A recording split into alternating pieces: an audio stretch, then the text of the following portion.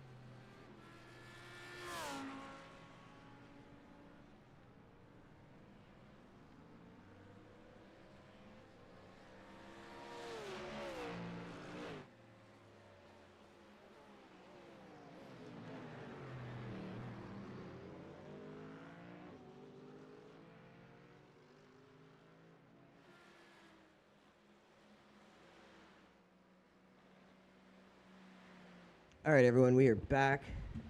Thank you for hanging out. Thank you for coming and watching the stream. We're going to be solo in this one today, which isn't too bad. It's only a 3-hour, which isn't much. Once you're used to endurance, a 3-hour stint is about your peak. I would say at least most of people's peaks performance window, which outside of that, you begin to kind of drop off and have more likelihood of making mistakes. But yeah, I definitely think doing these kinds of events on your own is good because it always makes sure that you're able to perform at your best for as long as possible. So anytime I have an opportunity to do one of these solo, I always jump at it. Because again, it's just about extending that optimal performance window of yours. So when endurance events come around, you can keep up your best pace for as long as possible. And I think that's something a lot of people need to get used to. You'll see guys who are very fast in the beginning of endurance races, but they drop off.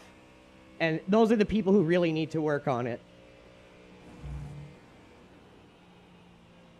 Thought we were going to do the Porsche. We're quick in the Porsche. We're 17s easily in the Porsche on a full fuel load. But if we're going to be driving the Mustang on the NEC and the NL24, I figured why not bring out the Mustang. Even though we might be a bit slower in it, I sort of want to get more used to this car before the 24 comes up. As this is the one we're pulling out for the 24, baby. We might have a few different squads in this event today. Not sure if we will all get the same split, but we've got Jojo running his crew.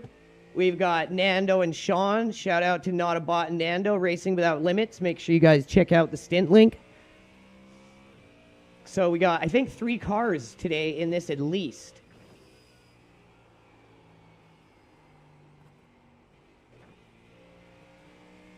They say you cut the course. You'll have to slow down and give up the time.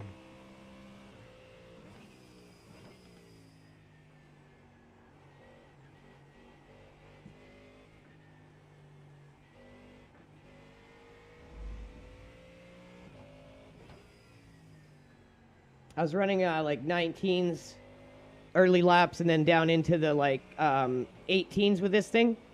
I didn't get that much more practice outside of that, but the Porsche were much quicker in. But again, I'd rather get more used to the front engine model for the upcoming 24. I'm already quick there in this thing for the 24-hour, but again, it's just about getting more and more familiar with the nuances of a front engine car if it's the one we're going to be going with. Right side. Clear on the right.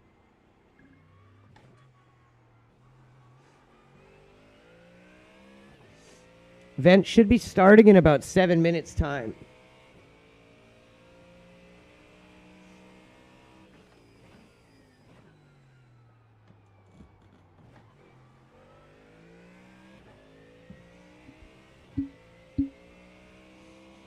So we'll have enough time to run a couple practice laps, but not much. I did practice before starting the stream, though, of course.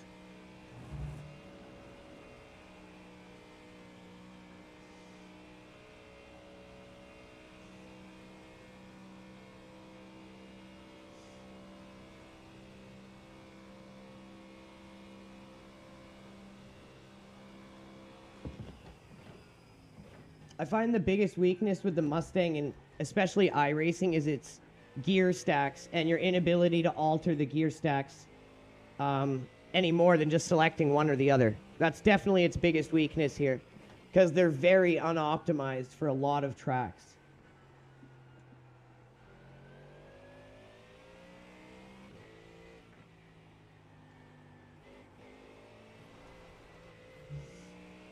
Go ahead, Mr. Porsche.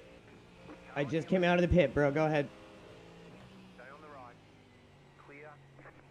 There you go, bro. I'll just live and let live, man.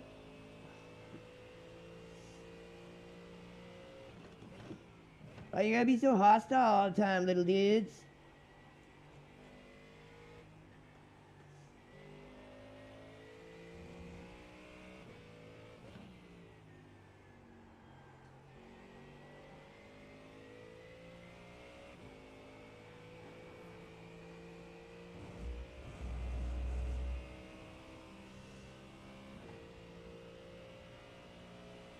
I mean, the setup feels good. If I can run sub 20s with it, that's good enough. Oh, God. Oh, boy. Oh, Lord Jesus, have mercy on my soul. That was some dubious driving. Dubious indeed. Very dubious. 20 points. So that was a flat 20 while having to slow to let this guy go on our first time lap.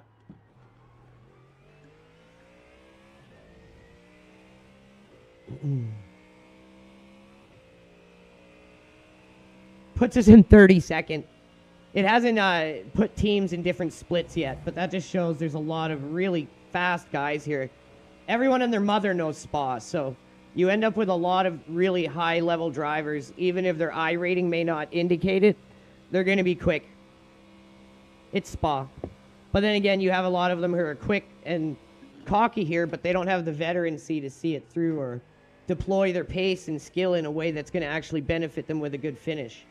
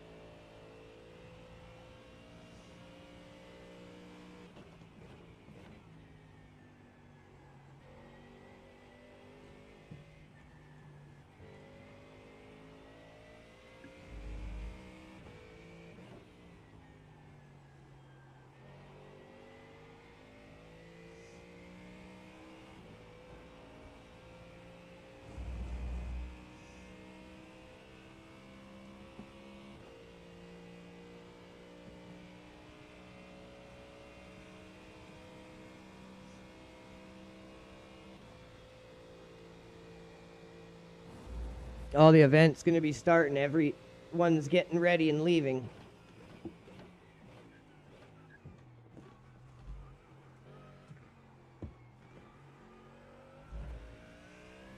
Damn it, I could have had an 18 if I did a better exit there. 19.216. Get the second fastest lap of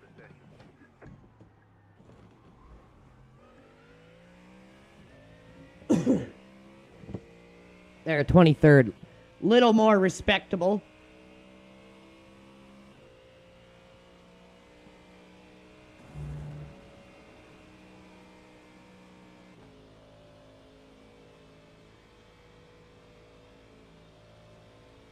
You never want to go into sixth in this thing here. See, even trying it, it just doesn't work. You got to drive it like a 5-speed, and that really cuts off a lot of the power of the car because you can't really access sixth gear. And that's what I was talking about, where the Mustang in this game, its biggest weakness is its gear ratios and your inability to alter them.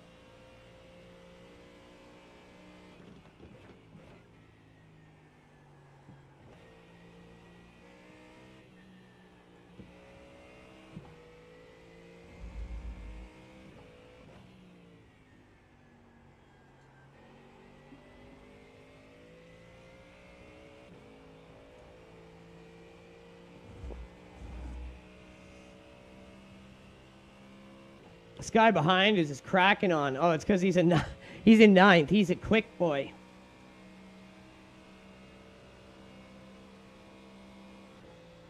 This is the only real place you can throw her into sixth.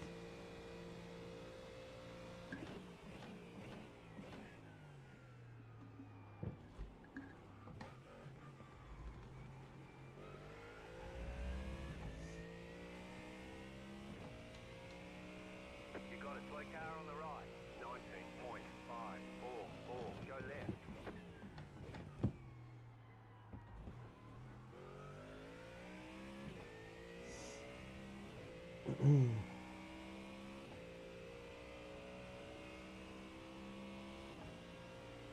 And that was with a really shitty run down this section here from popping it into sixth by accident. So we're definitely going to be okay pace here. It's just we're not going to be as fast as if we were in the Porsche. But that's the challenge here that we're doing.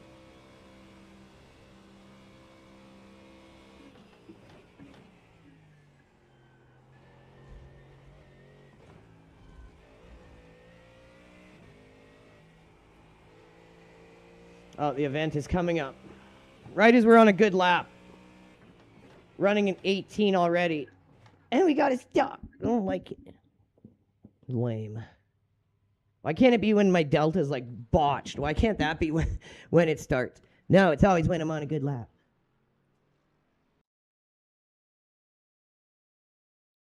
Okay, as we're loading into this, I'm just going to go empty the bladder, grab a fresh coffee, and I will be right back, you guys.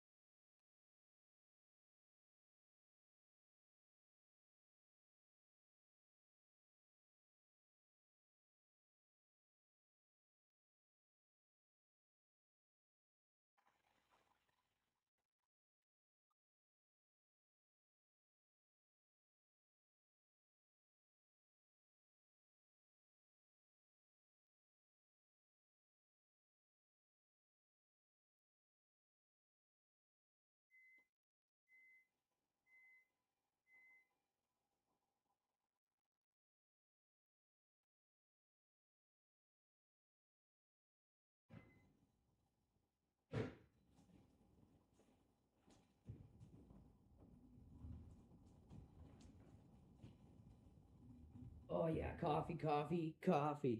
The lifeblood. The lifeblood. Alrighty. Alrighty, we here. We ready to go. Get my face cam back up. Get my pedal cam back up. Okay. So practice session's almost over, so I'm not going to worry about that. Not going to worry about that. We'll get our setup on. And we will drop some fuel out of her.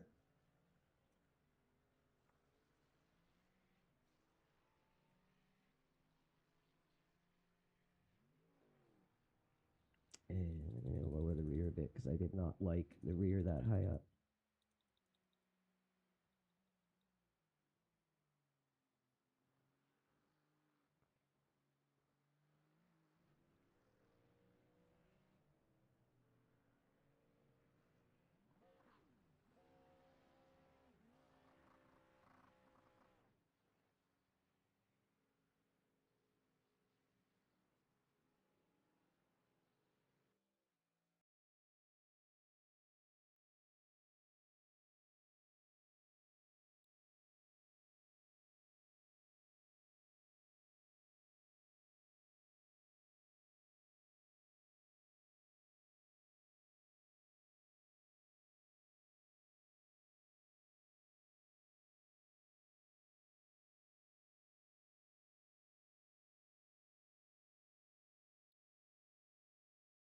Okay.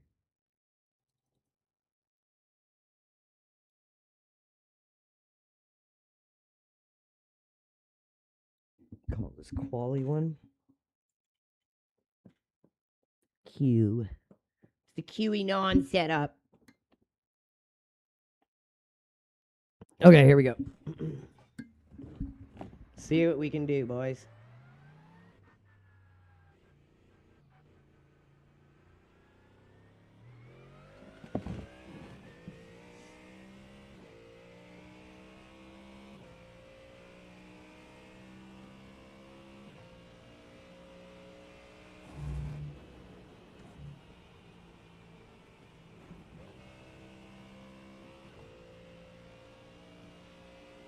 Try to build some heat up in our tires without wasting too much time on the lap. Because on spots, pretty tight to pull off the two qualifiers in a GT here.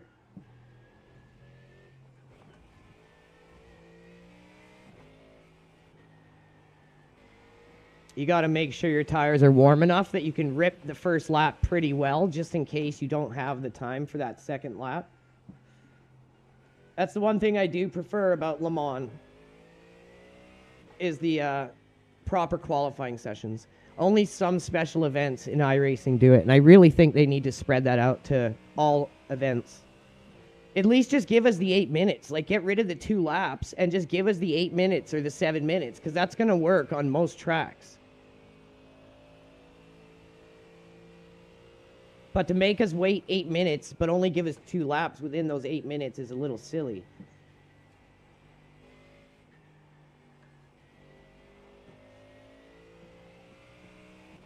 So luckily with our swooping already, we're starting to get some good heat in the tires.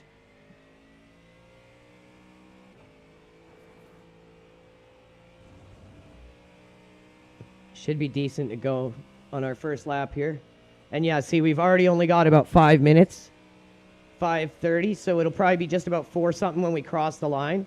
So it's very tight. If you're slow here, you will never get both laps. Green flag, green flag.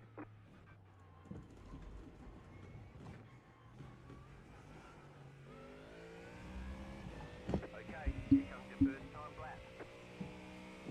We might get them both. We should if we don't screw up. Knock on wood.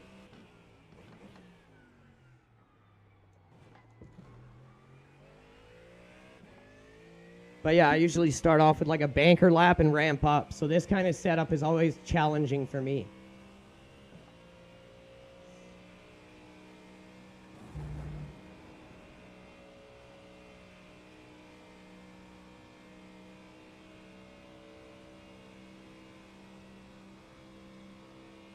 Had to remind myself there not to shift into 6th or we would have lost so much pace.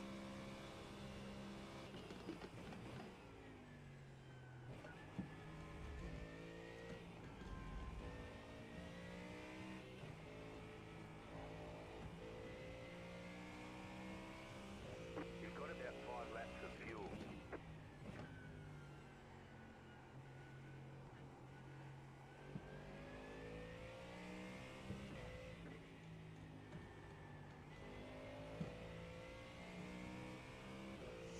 Pretty sure we'll have enough time now, so I'm trying to make sure we don't off track and we get this lap in, because I'm positive we'll have enough time for a second one.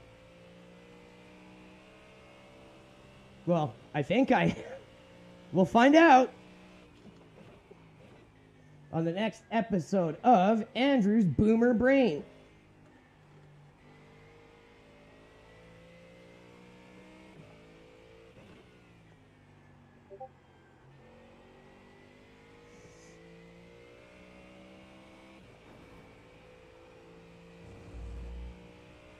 What's up, Brian? Long time no see, buddy.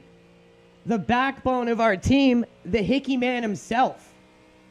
If you see LRG out on the track looking proper in iRacing, you know it's because Brian's done the livery. He's our livery coordinator and an absolute lifesaver. We are so lucky to have him doing our work for us because he does amazing work. And you can't have a team be respected if you don't have that, like, actual professional team look. And Brian makes sure we always have that.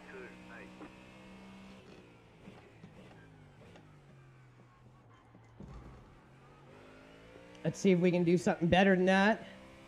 Opened up with an 18.8, and that put us in 30th. That tells you the mental split we are probably in here. Jesus, dude.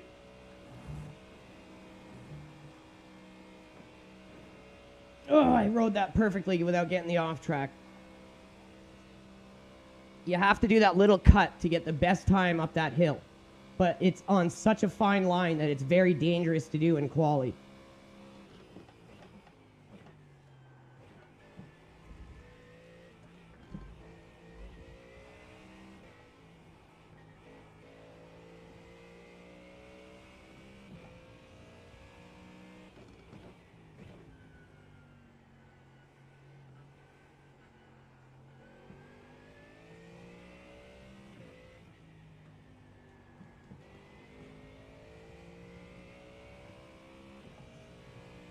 Man, we're going to be in like dead last with an 18 qualifier.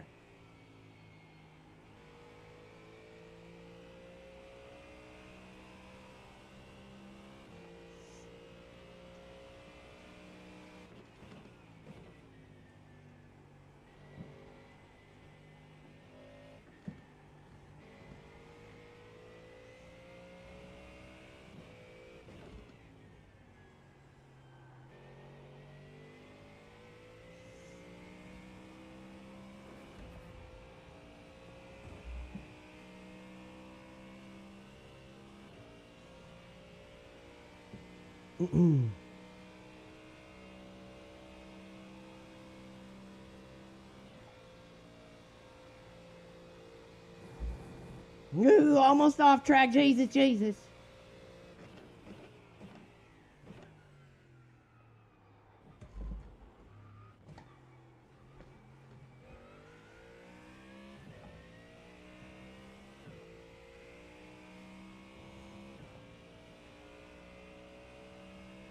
A 2:17.9. I think that might be my best lap here ever, dude.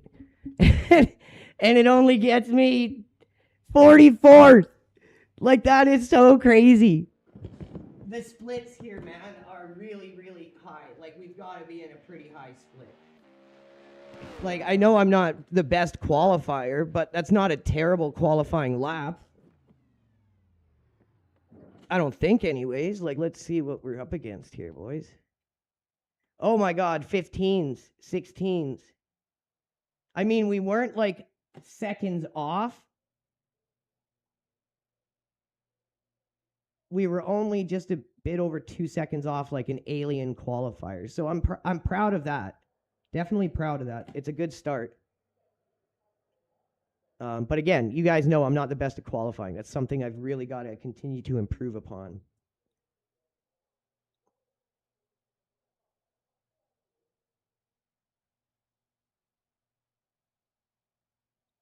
Let's try the quali setup because I think the changes actually felt really good there. So we'll see what that works like. One to go. Next time by. Line up. Yeah, that was with quali fuel, dude. That's like my best qualifier lap there ever. 10.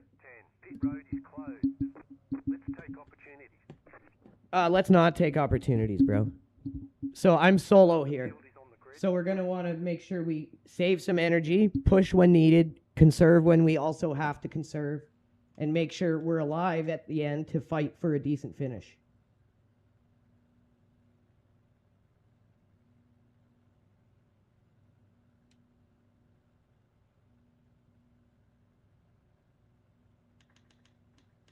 But yeah, that was quali fuel. I am not the best qualifier in this game, so there's that. Like in Le Mans, or even in PMR, Project Motor Racing, where they give you qualifier sessions, I generally put it on pole or in the top because I have time to ramp up. Cars to grid. I do not do well under the you got to qualify now kind of thing. But that's a weakness that I have to improve because having that skill makes you very fast out the gate when it comes to race time. And that, again, is another weakness of mine. So it's something I just continually need to improve upon.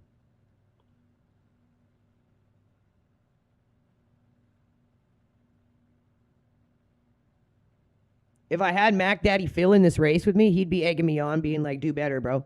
And I'd do better. Catch up. But I don't think Phil was able to get into this today with scheduling, just didn't work out. 66 car. Catch up. 005. That's okay. We're starting from the back. Car. Catch up. 30. We'll make it work. Catch up. 8 car. Catch up. 23 car. Catch up. 18 car. Catch up. 28 car. Catch up. 13 car. Catch up. 31 car. Catch up. But yeah, we're in like a mega split here. 35 car. Thank you, Brian. 9 car.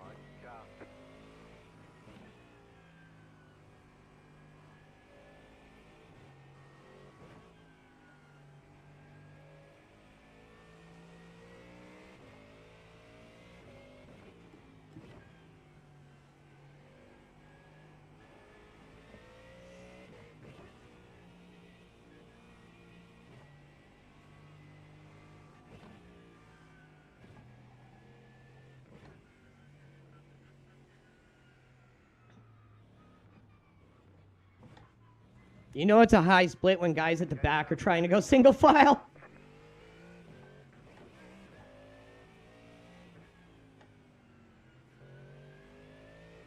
This is going to be fun. Get ready. Going green.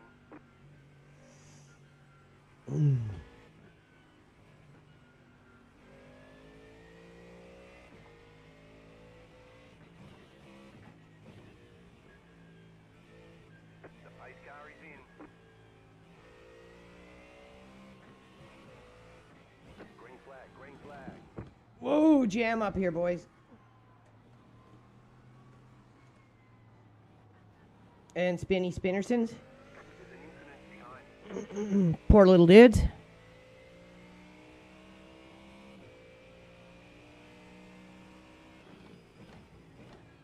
Left side.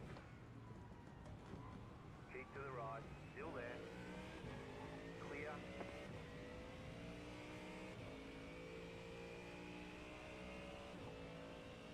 Okay, we survived turn 1 death.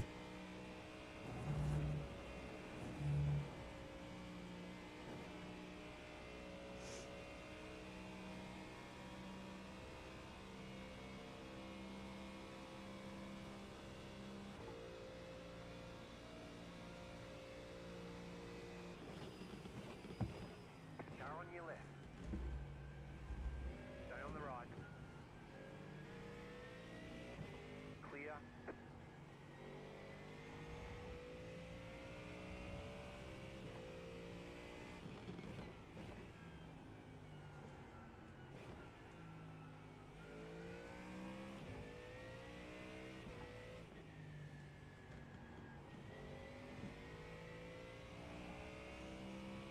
Okay, got an early move there.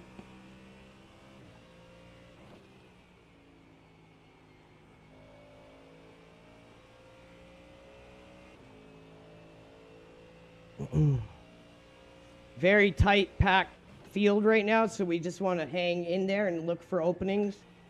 It's still a lot of race to go. And when the grid is this thick, it's very hard to make a leapfrog move over a car. It's best to just wait until something appears, whether it's through a mistake, a spin, or the grid is starting to thin out. But right now, it's thick.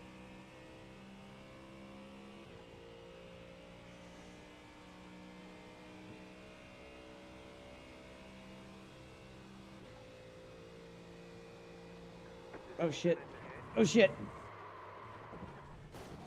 Oh, I fucking overreacted to try to avoid that car spinning.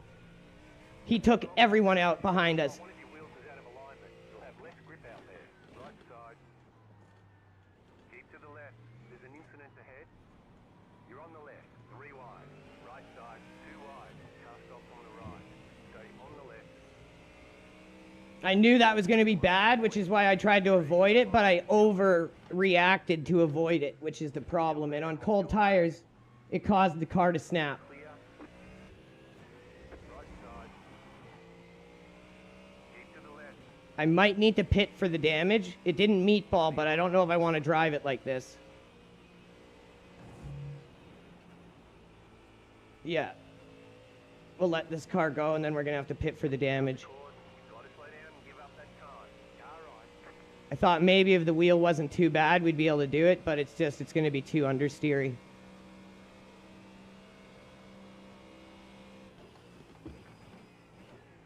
Go deep and let these guys go here. Stay on the left. Stay on the left. There's an incident ahead. You got it. Slow car. Oh my god, this is utter chaos. Oh my god, he's rejoining. Oh my god. What the fuck was that? That's got to be a report. Lap 2.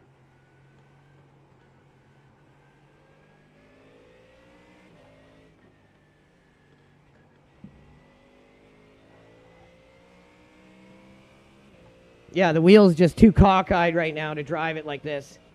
But it seems the way this is going, if we can drive the car into the pits, get a quick repair and be out, I don't think we're going to have the biggest detriment happen, just because this seems like utter chaos split here. Left side. There's an incident ahead. Stay on the right. Clear on the left.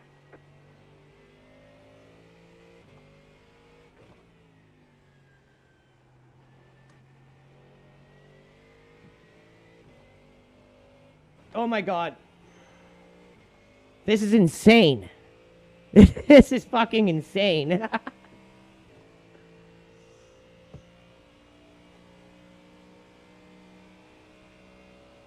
This is one of the worst SIMUCUBEs I've seen in a while.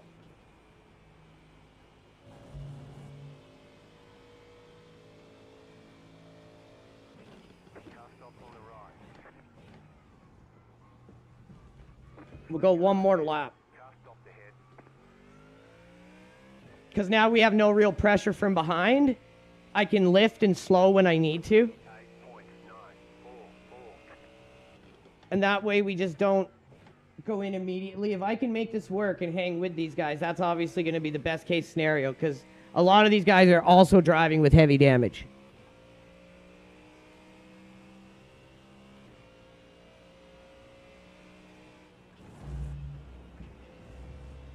Oh, there. I just gotta... Okay. I think I can make this work.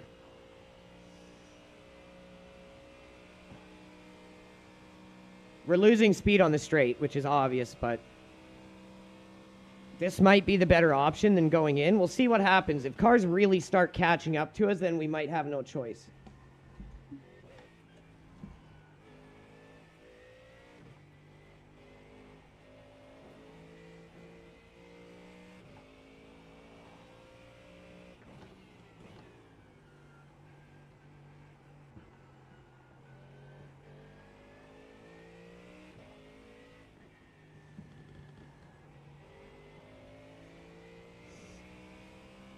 Man, if I didn't wreck there, that would have been a great start, because we would have got around it clean. But I tried to rush it and just went through really fast and whipped the wheel. And on cold tires, it's just recipe for disaster. It's 100% on me. can't blame the car that spun. It's just the reason why I did it. But yeah, that guy totaled everyone behind us. And then that AMG rejoining was disgusting, bro. Disgusting, bro. Gnarly rejoin, man.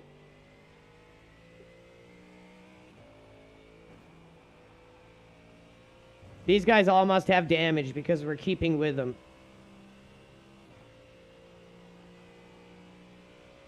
So I'm wondering now if it's worth it to stay out.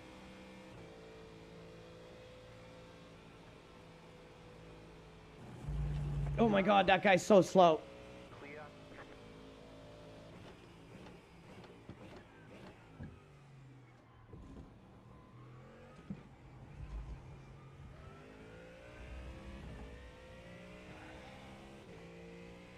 I mean, I'm running it. Okay, we might be okay if I just stay out. The car behind you. Because there were some moments there where we had to slow and check up. If we can stay in this flat 20s and like teens, 19s, I'll just stay out until we have to pit for fuel. And then we can bleed the repairs that way.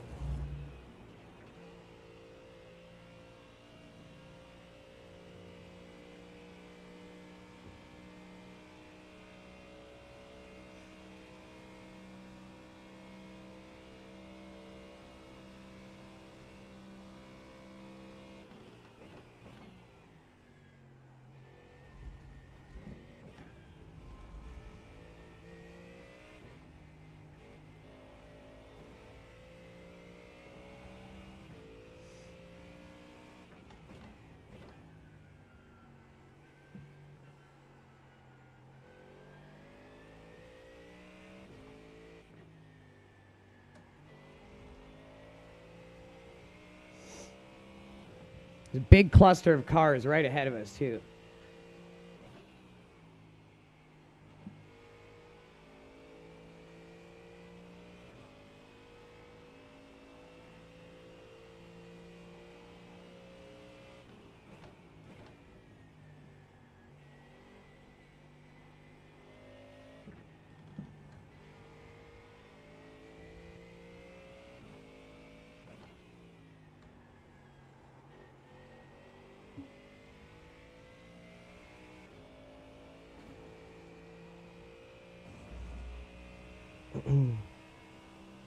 So the car behind us was 3.5 seconds. Now he's 4.5.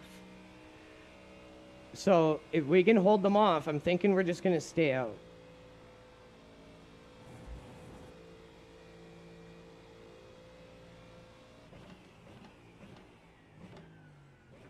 Because adding an unnecessary pit is never a good thing.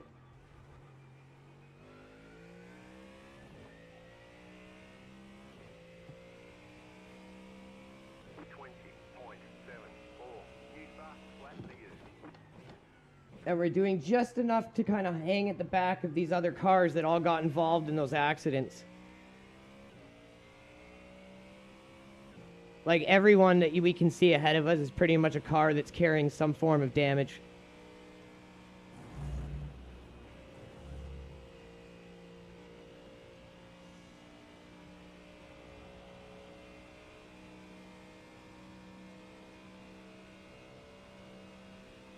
See, this is where we're losing time, though, on this straight section.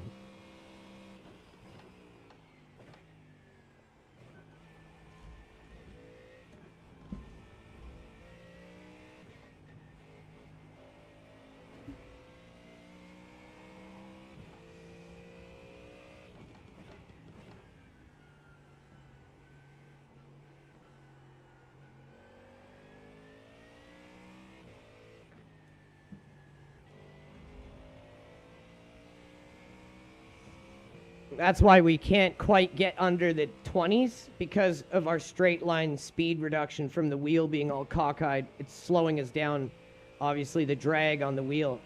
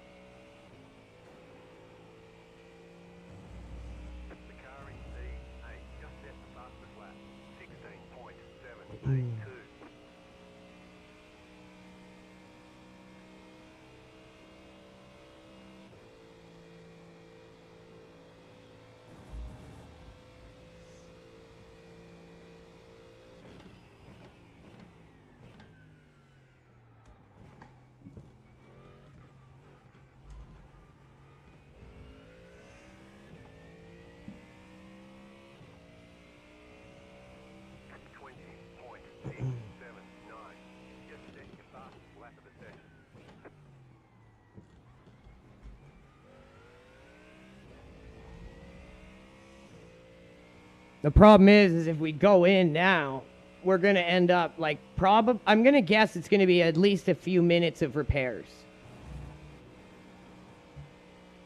It's not going to be in the seconds, I don't think.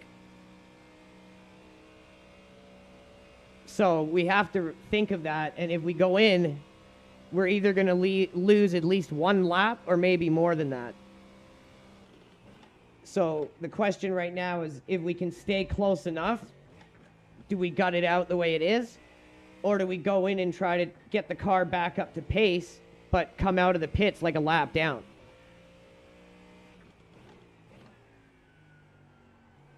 That's the call to make, right? We're trying to figure out what is going to be best for us to do.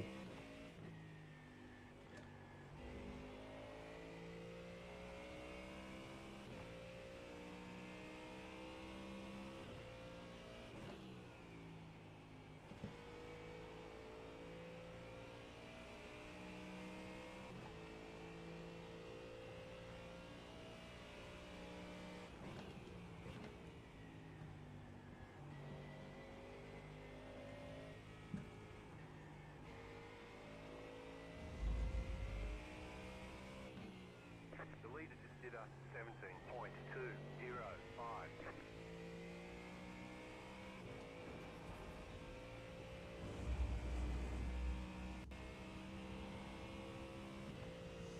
I don't know if you guys can see on stream how crooked I'm having to hold the wheel.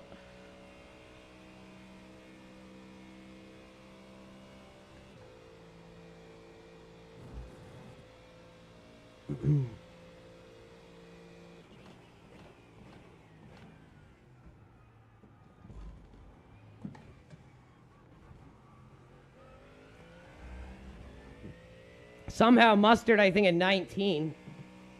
19.556. That was your fastest lap of the session. So I'm thinking we stay out. That kind of answered the question for us. Because we're only a couple seconds off lead pace, even with this damage. So we will definitely lose more by pitting.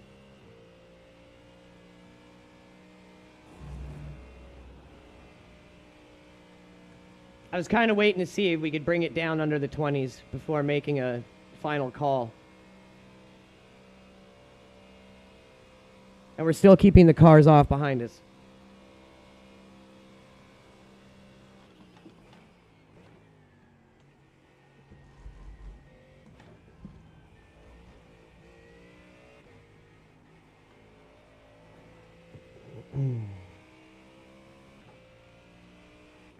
Best case scenario is I'm wrong and it's only like 40 to 50 seconds of optionals, and then we bleed it through the pit stops that we need to take anyways. That would be best case scenario, but I think with the way the wheel is cockeyed, it's going to be a couple minutes. It's very hard to tell with the optional damage system in iRacing. It's so inconsistent. It's one thing I think the game really needs area of improvement is the damage and repair and optional repair system.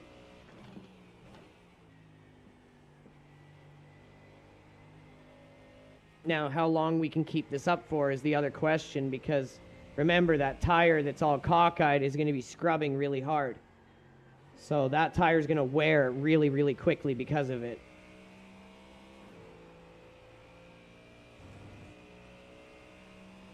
And we do have a car slowly catching us now.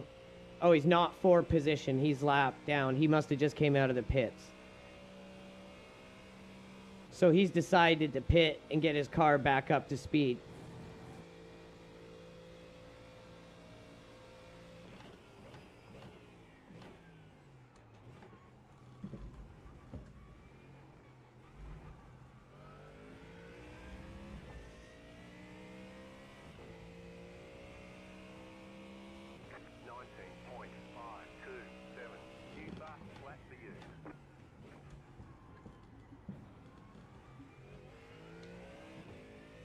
Go ahead, dude.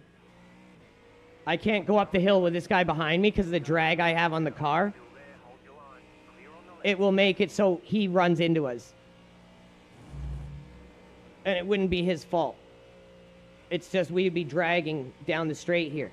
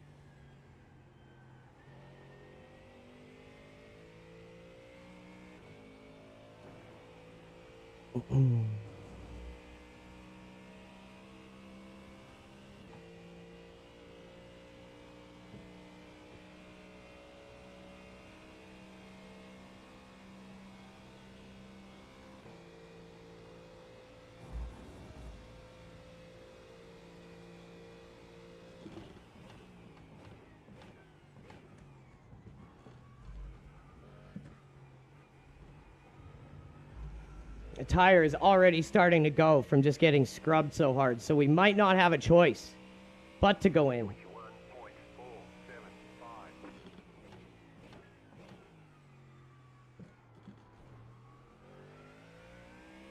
21.475.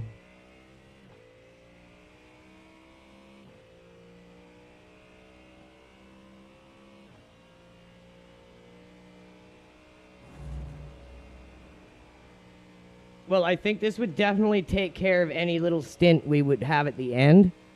The fact that we've stayed out and done at least this. But then I see that we've still stuck with a large portion of cars here, and it's just like, if we go in the box, we're losing them and going a lap down at least. Because I don't want to go in and then decide not to do all the repairs, you know what I mean? Like, if we go in early, we're fixing the car.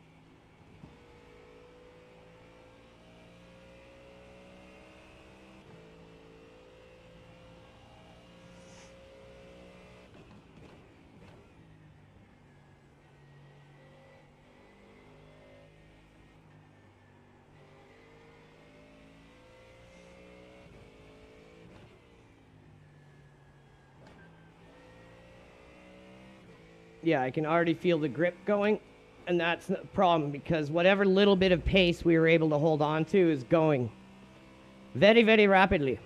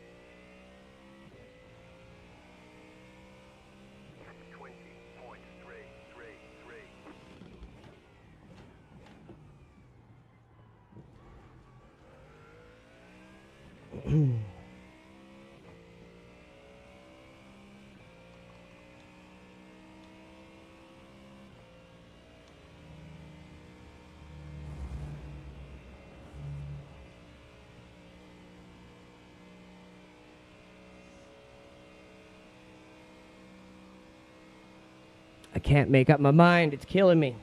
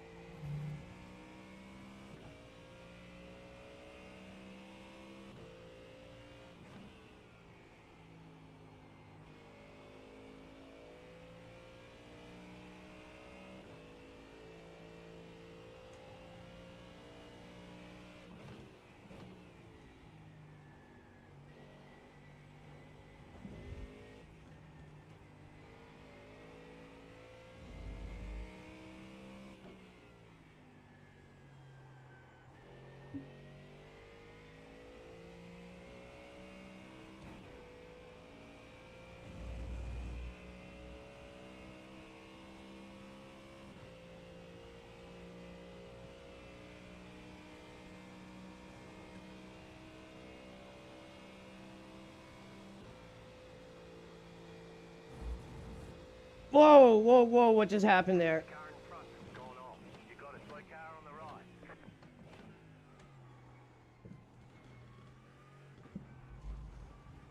Things are getting spicy up ahead.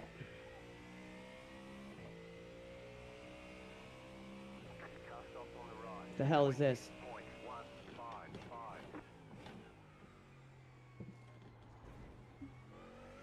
I'm trying to make my choice, not just off how the car is affected pace-wise, but I'm trying to read the room here and base my decision off what may or may not happen as the race progresses here. And using what we've seen so far to make that decision. This guy's heavily damaged if we're pulling in on him. 0.659.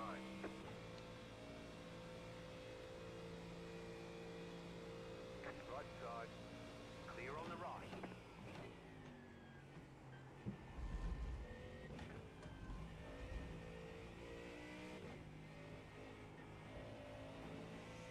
I think the right call as of right now is to stay out.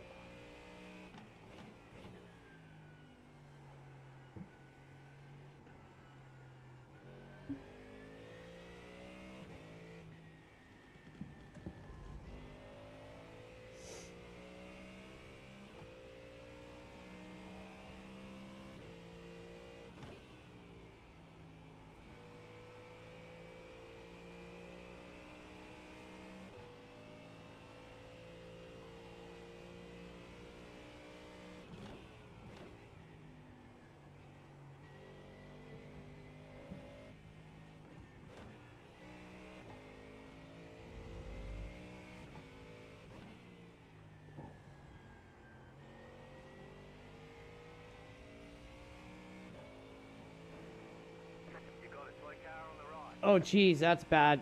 What the fuck happened there? Yeah, I think we just stay out, bleed it in the pits. We may not be able to get the best pace, The gap is 4. but strategy-wise right now, I don't think that's the most important thing in the world, given the way the room is right now.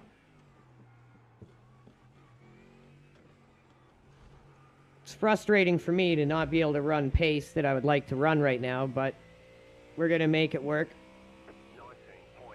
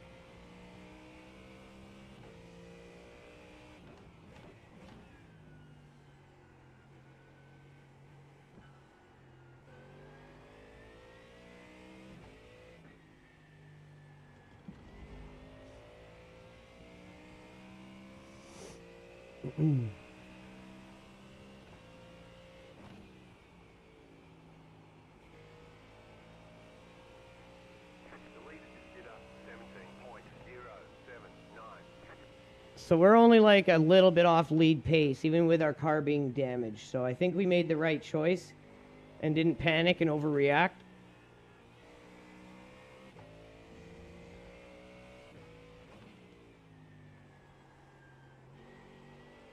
It's definitely slowing me down. It needs to be fixed, though, but I think it was 100% the right call.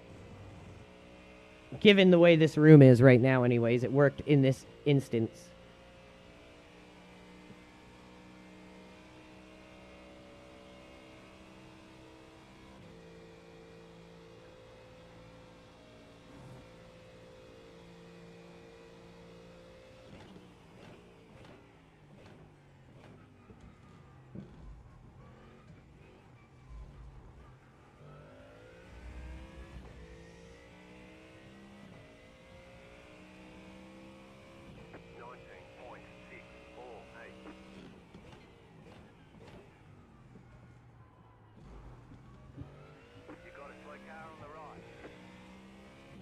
shit, this is gonna be hard.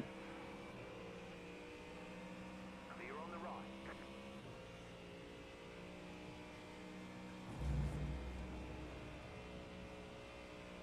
To stay ahead of him because he's got no damage. We got massive drag on the straights here. Hopefully he sees it and just goes by us. Car right. Clear.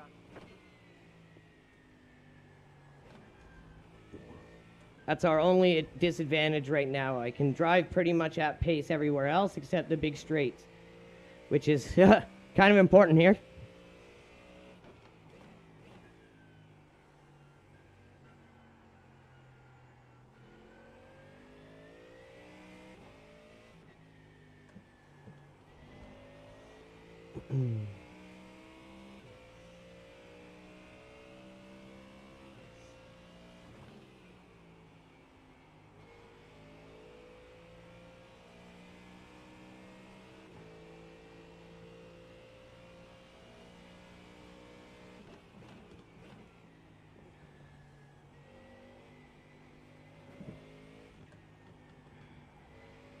Hopefully it's just like wheel damage, but if it's like suspension, then it's going to be minutes. But again, we'll just bleed it through the pit stops.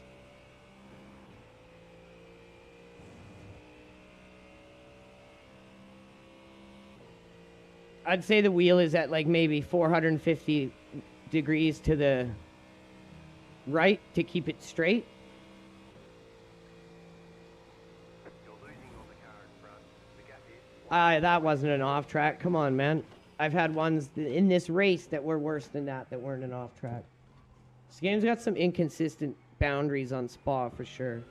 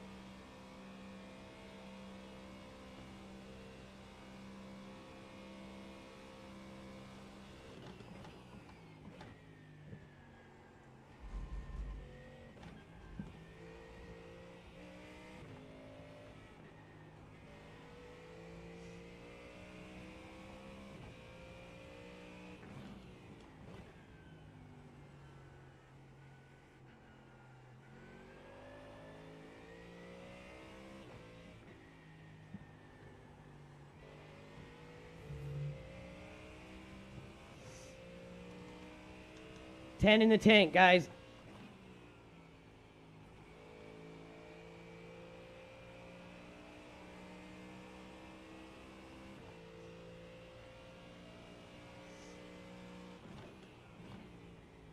And I'm thinking we've done some fuel saving too. Well, obviously we're off pace, but the drag from the tire might be affecting that negatively, and we maybe not be saving fuel, but if we are, it would be nice to be able to stay out an extra lap. If everyone else pits, then we pit after them, and that gives us that little bit of extra buffer for the repair time to not go as deep down. Deep in the ocean.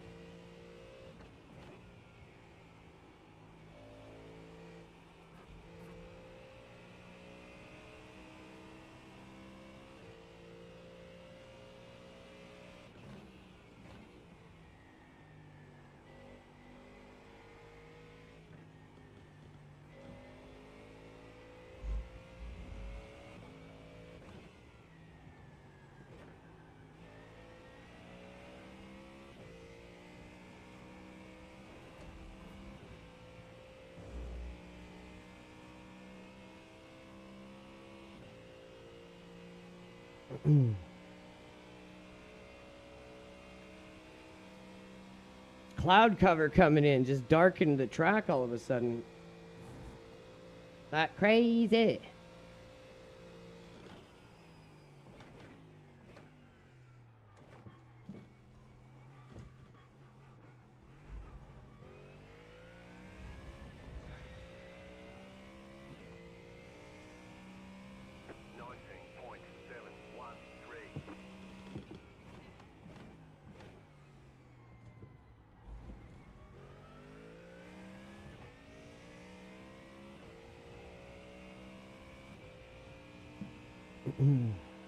I can't see shit, Captain.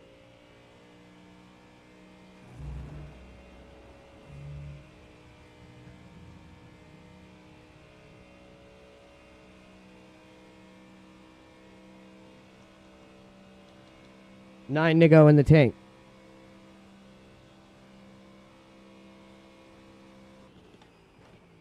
And then we get to see how long the repairs are.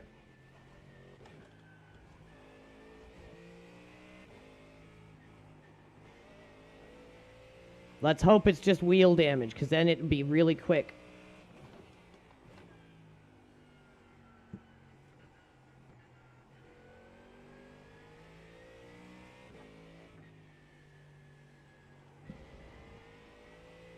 Knowing my luck, it's probably going to be suspension and wheel.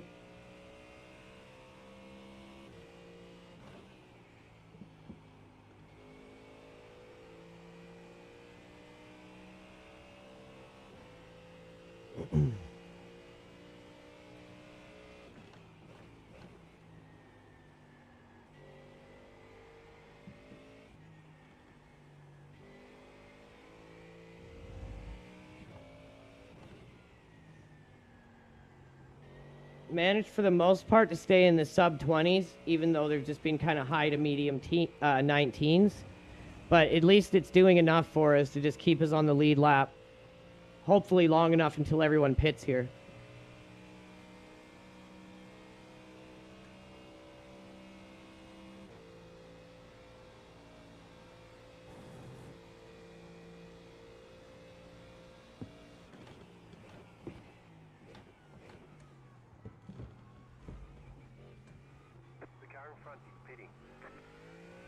There's one.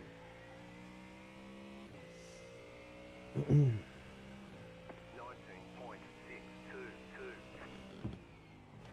The car behind is pitting. There's two.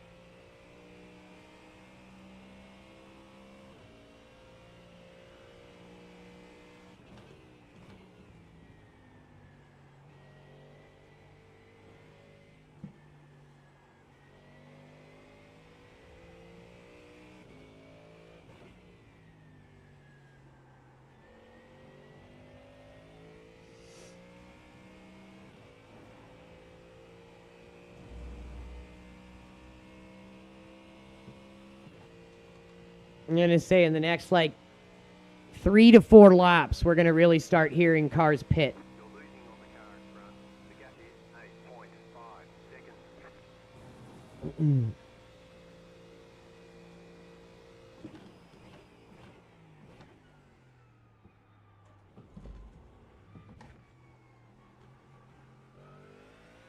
Oh, that was perfect. That was money right there, baby.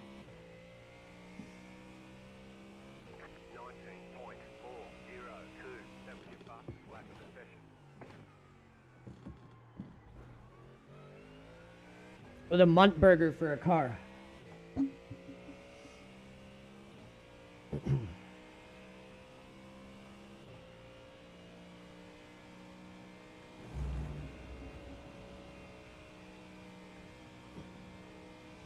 Don't worry, girl. We'll take you in and get you repaired real soon here, baby. Just keep treating me right. Keep treating us right here.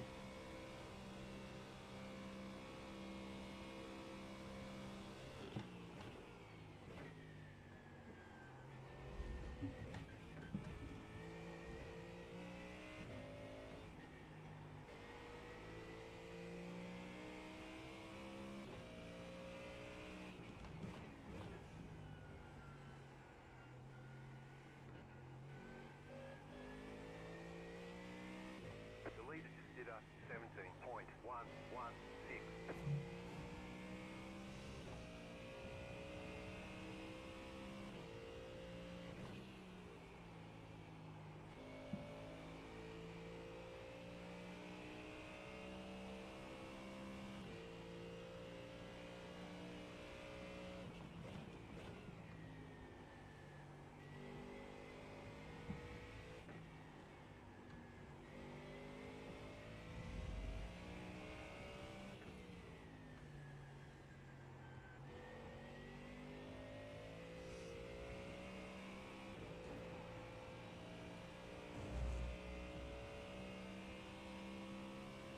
You're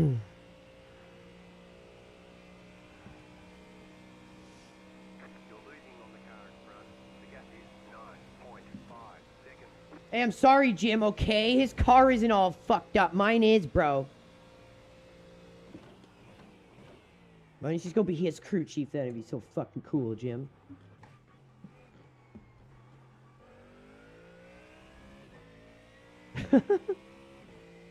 Ooh, that was almost an 18. 19.203. New fastest lap for you. The car in C39 just set the fastest lap. 16.564. That's the guy behind us. He just clipping.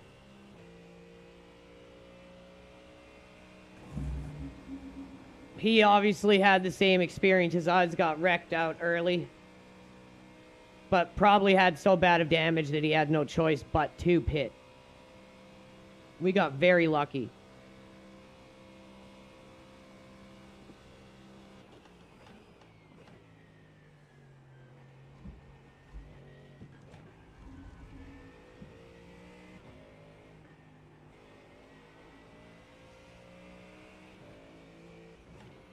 Left side.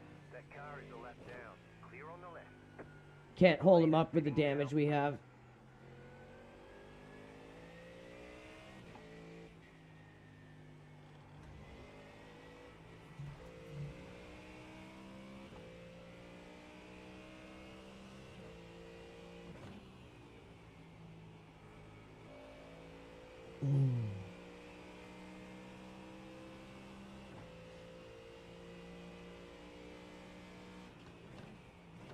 What up, Phil?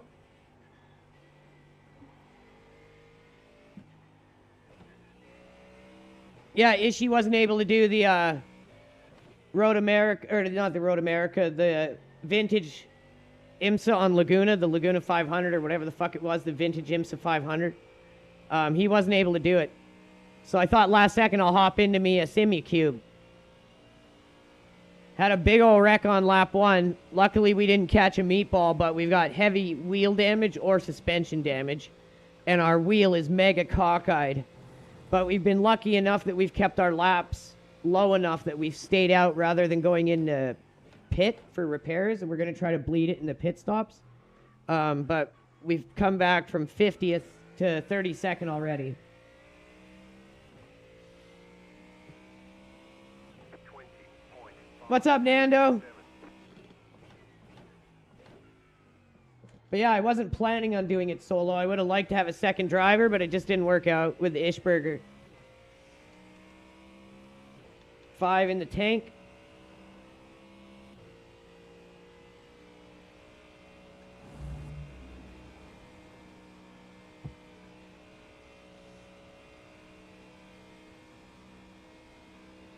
And yeah, this is like some giga split. I qualified with like a low 17. And we qualified nearly in the very back. All the qualifiers were like 15s and 16s. And then a lot of them in the mid pack were 17s, but we just weren't a fast enough 17.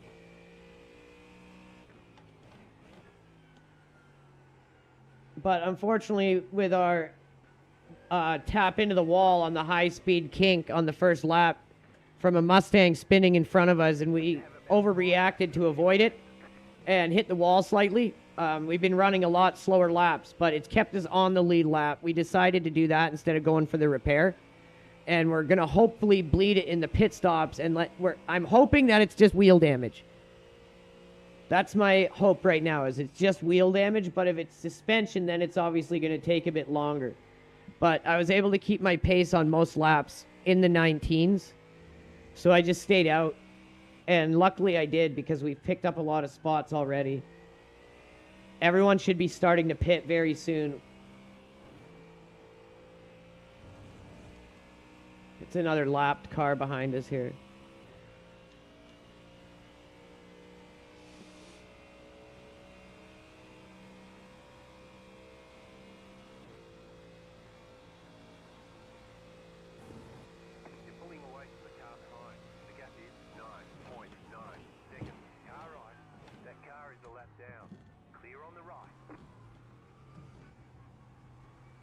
With the extra drag we have on the wheel that's damaged right now, we can't really be holding these dudes up.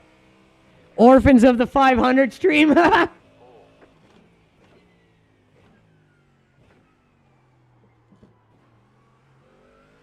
the best way to put it. We really are.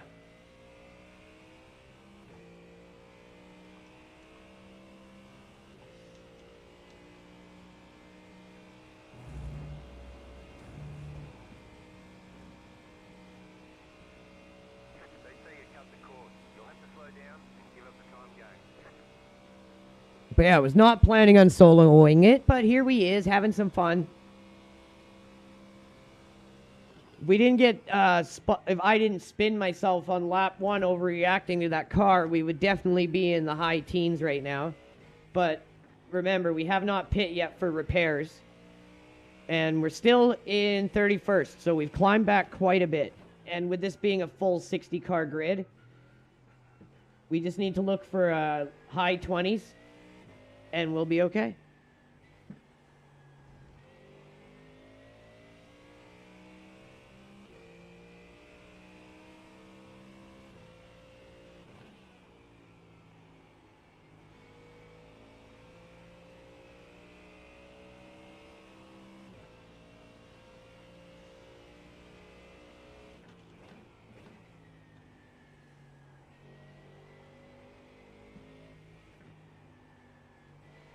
Problem is, with that tire having been scrubbing this whole time, we're really starting to lose pace now towards the end of this stint. But we've only got about 3 laps left in the tank. We want to take it as late as possible so we can kind of get some overlap going here. Oh, Nando, you should go to the Sim Racing Expo. Go say hi to David. Tell him LRG sent you. We definitely got to get you hooked up with SRP, bro. You guys would be a great sponsorship for them.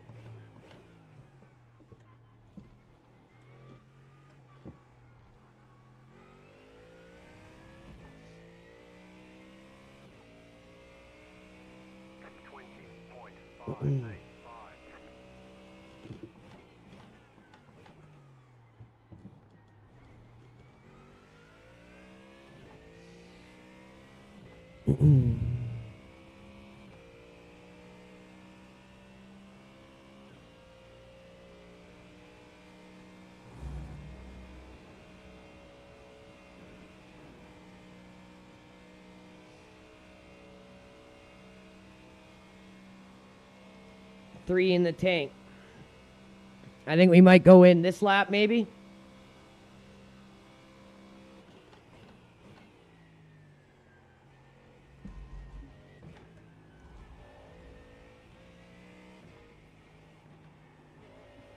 Because if the repairs aren't long, we can go in now and get maybe a little undercut going here. But it's kind of a gamble.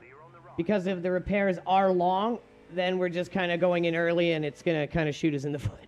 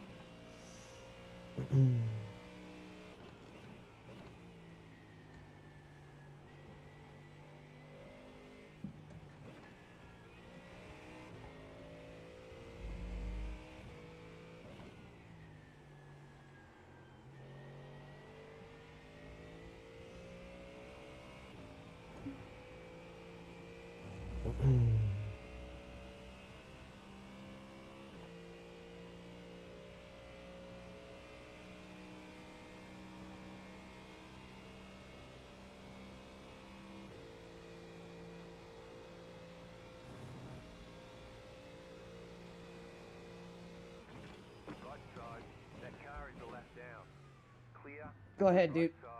That car is a lap down. Clear. We'll do one more lap and then we're going to pit.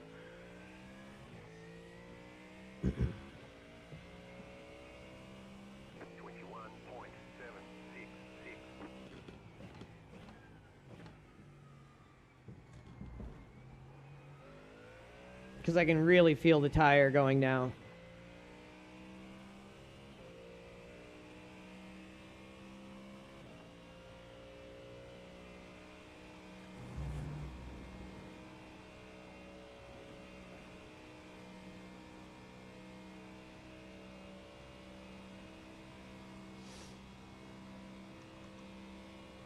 Yeah, we'll pit this lap.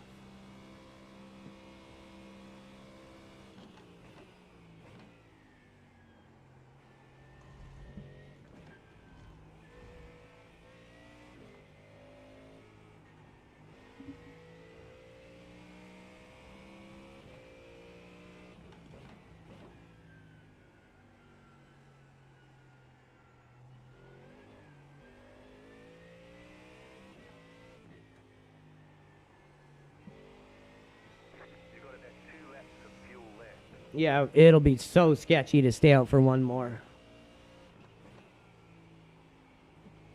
So we'll go in this lap.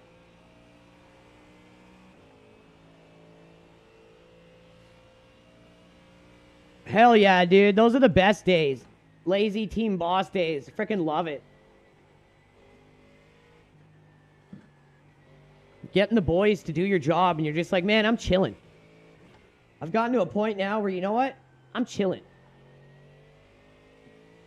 But yeah, Nando, don't let me forget, bro. You can remind me. Don't let me forget. I got to get you talking with David and get you hooked up with SRP. Phil's going to be getting his set of GTS very soon, which is the new, more modern, better version of what I've got. And he's going to be the first, definitely the first North American streamer with them.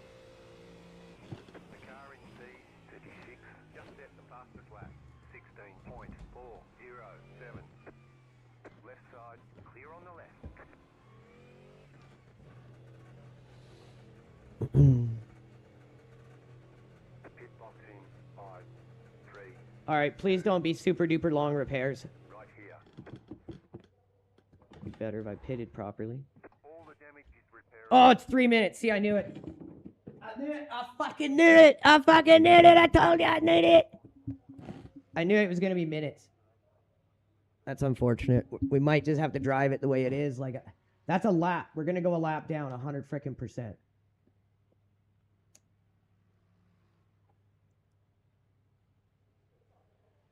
But we're losing so much pace that if I don't do it now, we're going to go multiple laps down just off being slow. So this is a tough call. I think I'm going to have to just take the repairs. I think I'm going to have to just take it. It sucks, but I'm going to have to take them. At least a lot of them. We'll have to take a lot of them because we're just bleeding too much pace here. And like I said, if we don't get lapped in the pits, we'll get lapped in the race by being too slow. So, got to make the big boy pants decision here and just get them repairs done, unfortunately.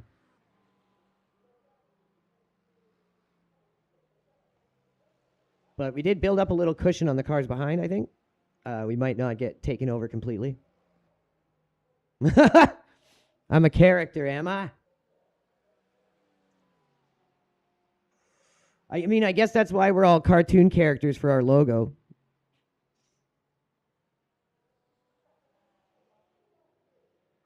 Makes sense now. I see. Totally need the LRG sitcom coming.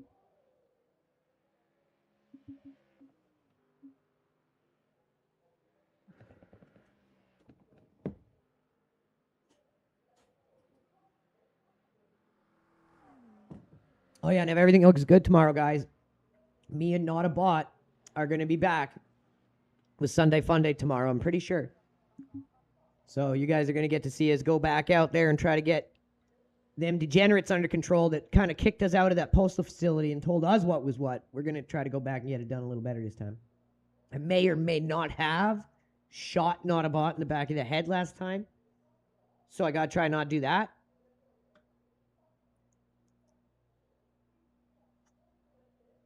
Right? It makes sense, dude. Totally makes sense.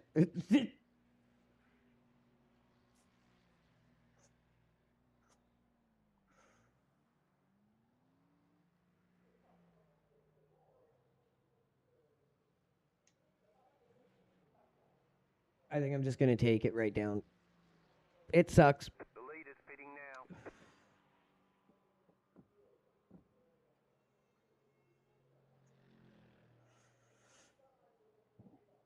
Or we'll take it to 40 seconds.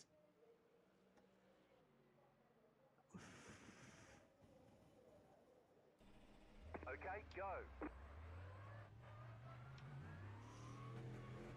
Okay, wheel feels normal. I think we got rid of most of it right there. At least all the important repairs.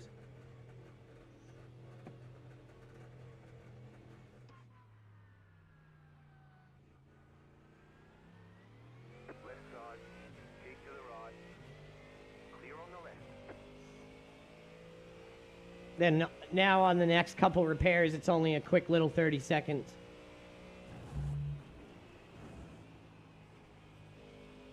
Got cold tires under us. Let's bring him in. I just got fact checked.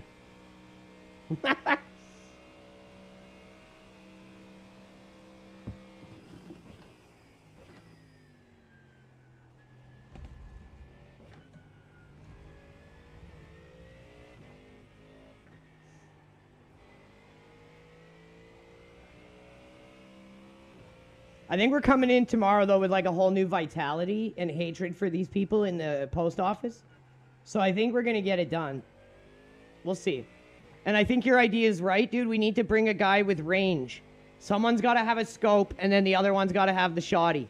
And then we can pick off some of them at range and just take our time. Really kind of almost splinter cell that shit. Find nesting spots where we can pick them off from and just move through slow and smart.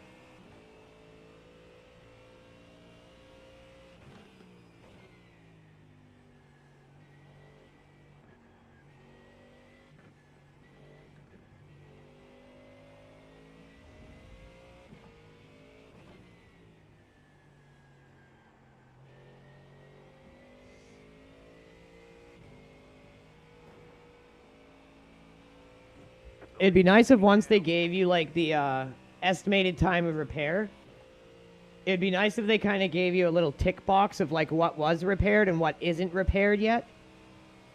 And then that helps you make your decision as to when to leave the pit. You know what I mean? That would be a really cool feature, I think. Yeah, I think so, dude. I agree. We were just, like, getting so flustered that it just wasn't working very well. The lead is pitting now.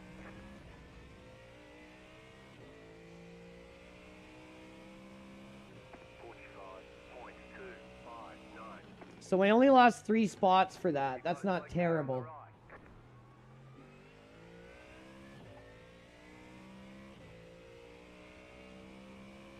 Oh, post office ain't that hard. Try doing it on the hardest difficulty with no AI and only one other person.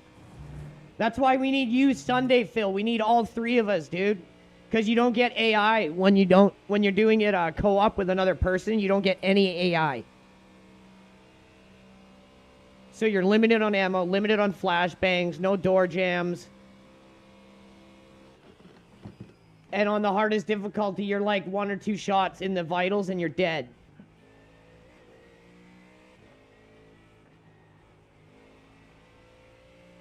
Bring that energy in with us tomorrow, bro. We need it.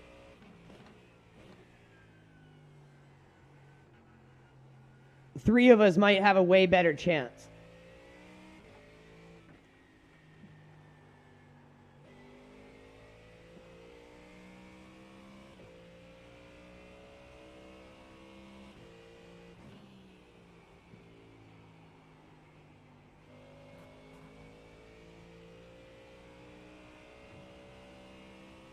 She's just slightly understeery to the left, but other than that, it feels like it's completely fixed.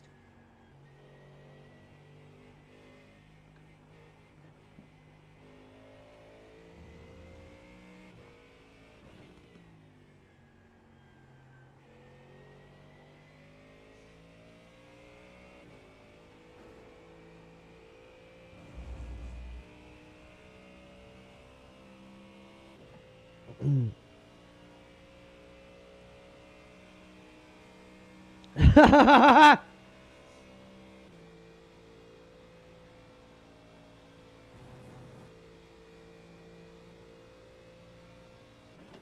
didn't mean to, Nando. He just got in my way while I was trying to shoot a degenerate who wasn't responding to me telling him to put his weapon down.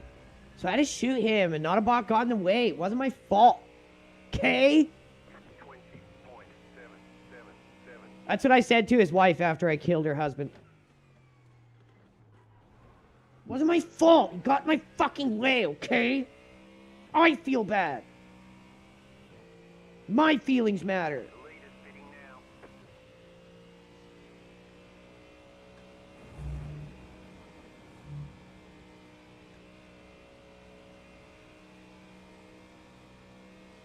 Okay, now we can start driving a car here.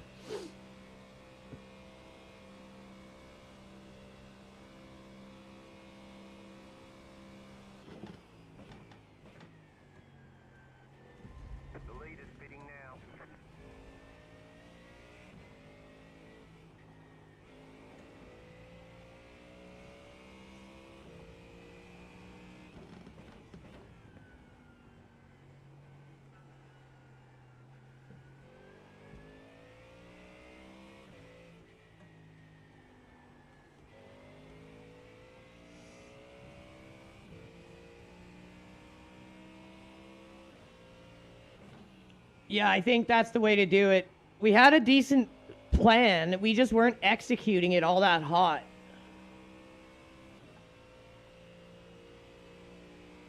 And if we have the Filius Maximus, if we got 3 bad boys, not just me and you, we got more opportunity to bring different, like, equipment with us that otherwise we would be limited not to bring because it's just you and me. So we need to figure out what we need to bring between the 3 of us. But I definitely think a ranged weapon with at least a 4 times or bigger is going to really help us pick them off at range.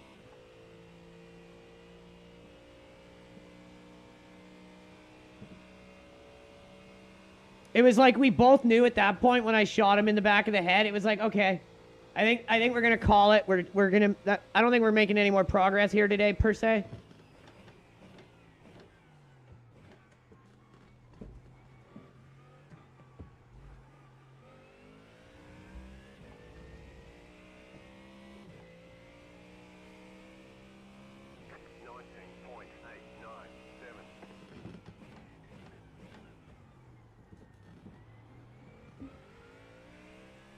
There, now we're getting some grip under our tires. We can start pushing some better laps here.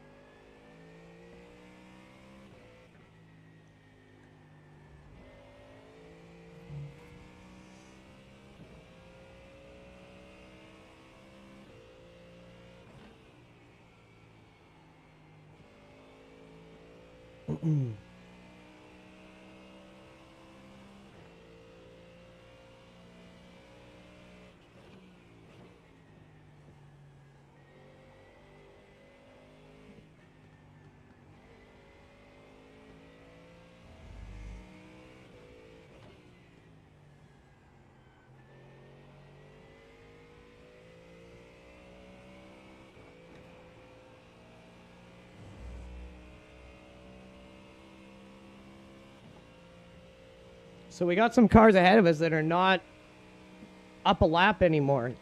And I did notice that right after we pitted, almost every leader after that then pitted as well.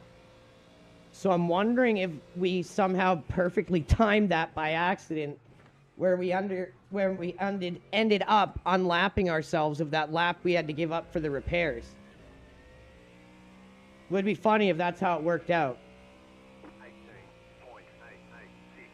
Just a second fastest lap of the session.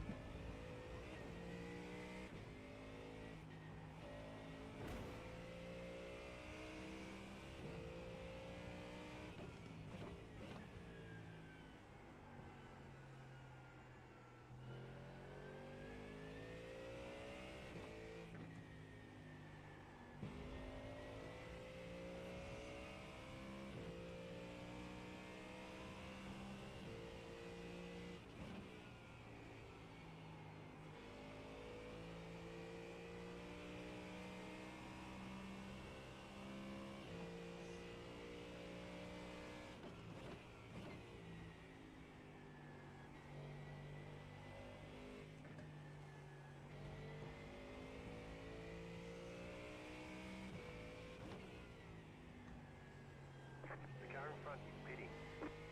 I like to hear that. Not sure why he'd be pitting at this point. That'd be a pretty crazy fuel save if he pulled that one off.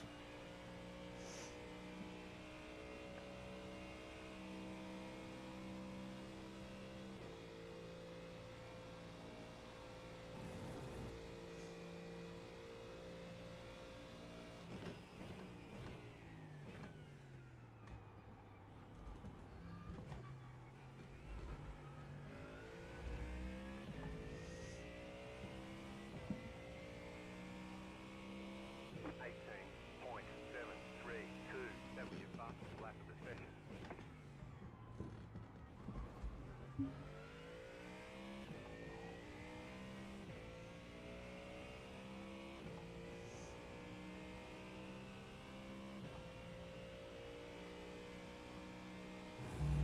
The leader just did a 17.6. We're only less than a second off lead pace now. And I'm sure if we can get the rest of this repaired, we'll be at lead pace. See, when stuff like that happens early and then you start hearing that kind of pace, it's like, damn, I would have actually had a shot. But that's okay. It's my own mistake for overreacting to that car. We survived, and right now it's all about the comeback.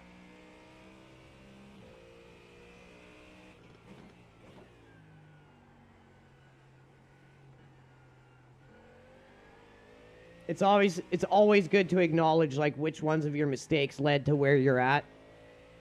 But you never want to dwell on it. Just focus on what's in the now and how to react to it to get the best result possible. And it will always make you a better driver than DNFing instead.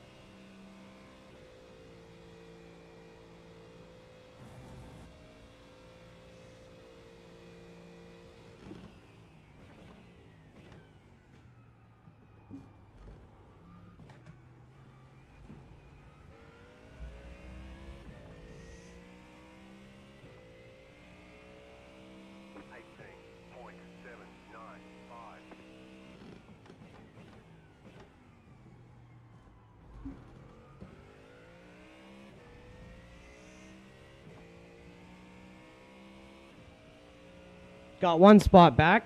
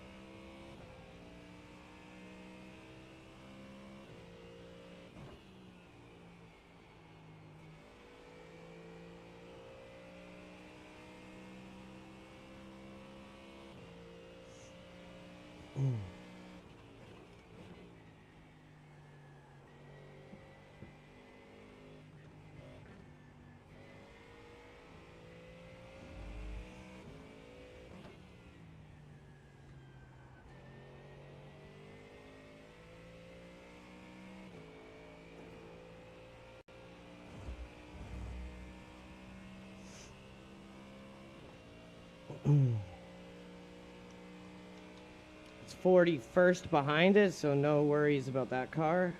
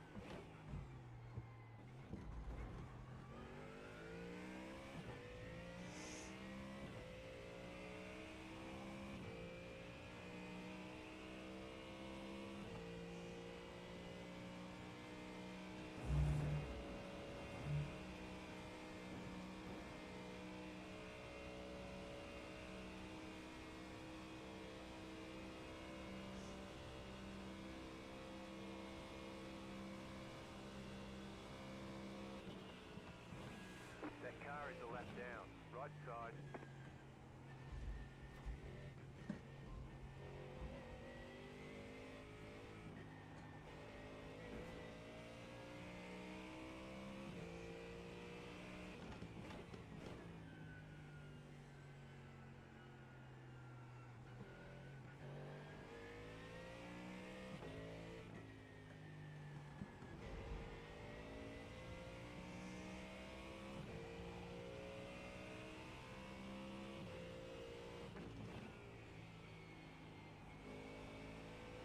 That 30 seconds of repairs has slowed us a bit in the straight line. But we've got most of our pace back. I think it was definitely worth coming out rather than waiting for that last 30 seconds. Because I think that would have been enough for a lot more cars to get a lap up on us.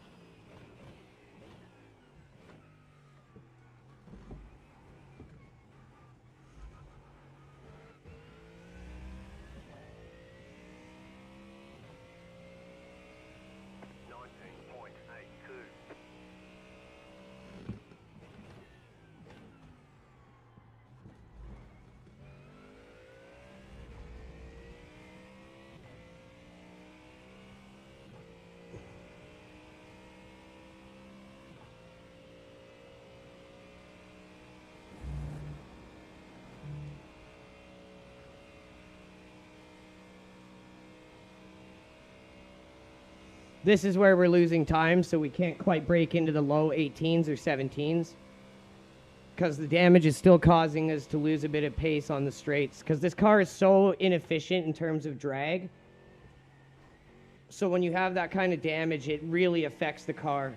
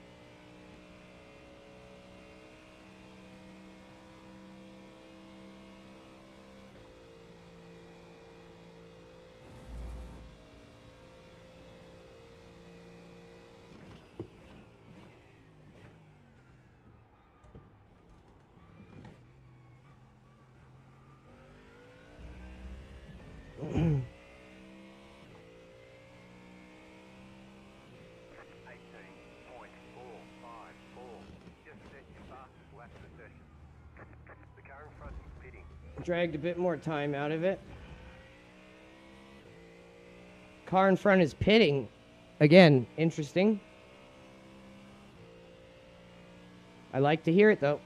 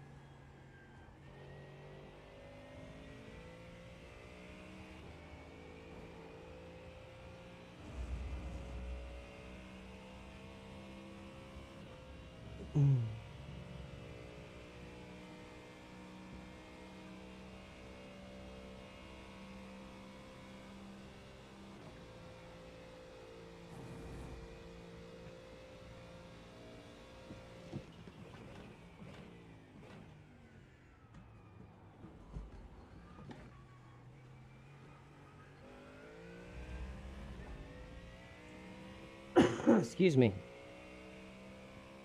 18.409. New fast lap for you.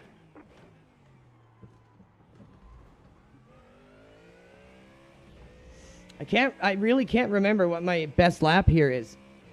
It would have been from the Spa 24.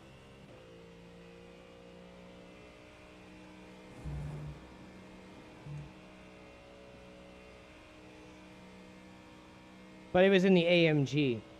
Right now I'm much faster in our Porsche setup, but again, I wanted to do this to get more used to and comfortable with the front engine setup for the upcoming 24 hours of the Nords. We are really looking to perform there, so I really wanted to pull the Mustang out a bit more and get more comfortable with the nuances of it, rather than racing something mid-engine when we're coming up to the Nords. And we are doing it in a front engine car. So that was kind of my main motivator today for pulling out this over the Porsche, even though I'm faster in the Porsche.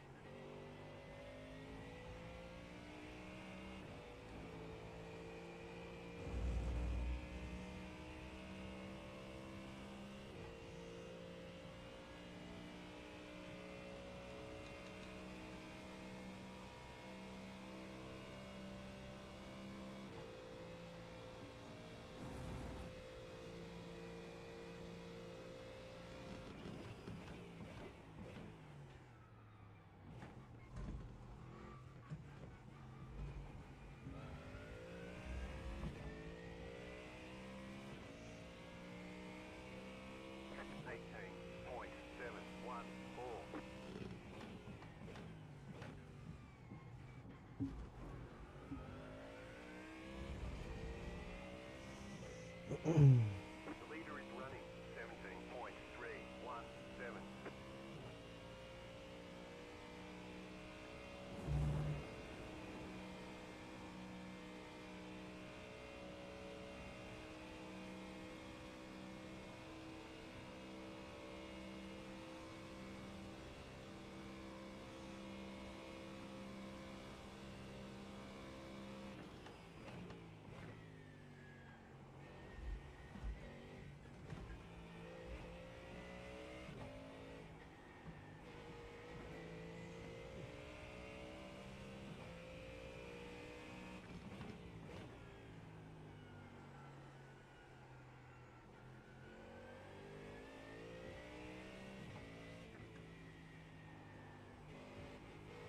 Uh-oh. Didn't want to gun it out of that. That would have been bad. When you make that kind of mistake, you just lift and don't compound it.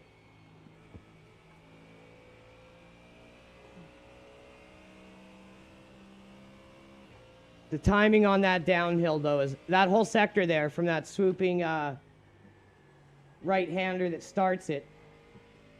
It's all very important to just nail the exits because it's going to either give you great delta through Sector 2 or it's going to make you lose delta all the way through Sector 2.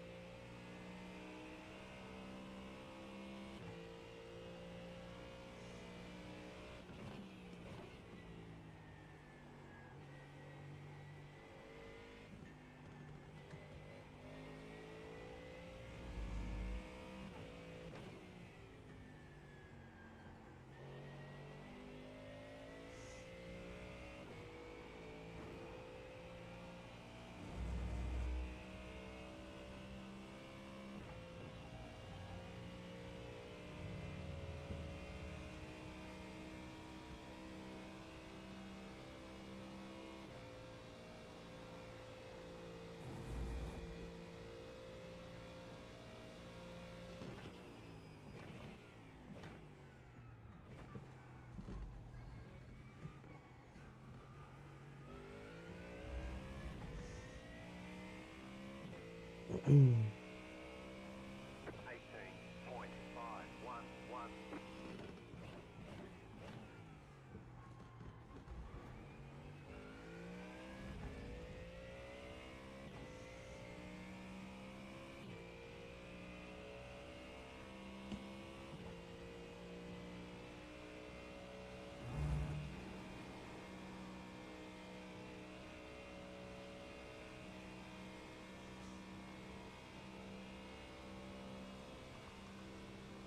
in the tank before our next pit stop. Little brickies.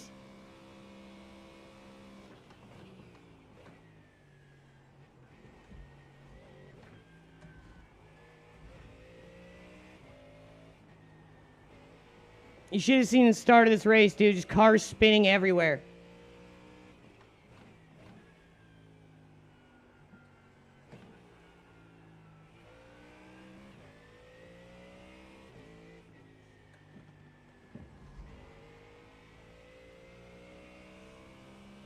If I didn't have a spin and hit the wall because I overreacted to a guy spinning out in front of me, we would 100% be in the top teens right now, but we've come back from like 60th almost into 32nd, and we got a lot of time left still. That's why you just got to stay composed and not panic. My overreaction is what caused the wreck, not the guy spinning.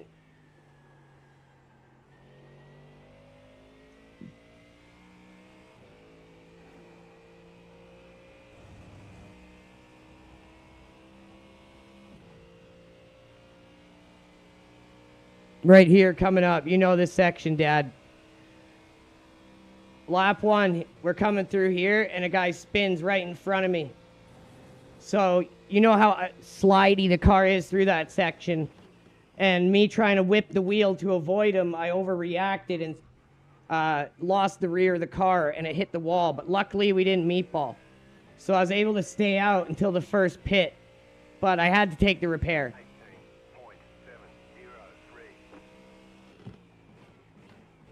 It was like a 3-minute repair. So put us about a lap down. Little Dude Spin Fest is the best. That sounds like an LRG merch idea in the making.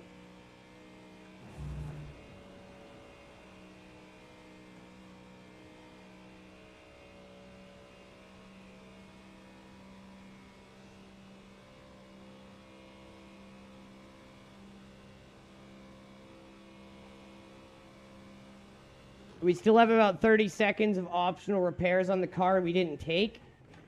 And it's slowing us down a bit, but we've got most of our pace back. It's just if we had stayed in the box for the rest of it, we would have got passed by a lot more cars than we already did.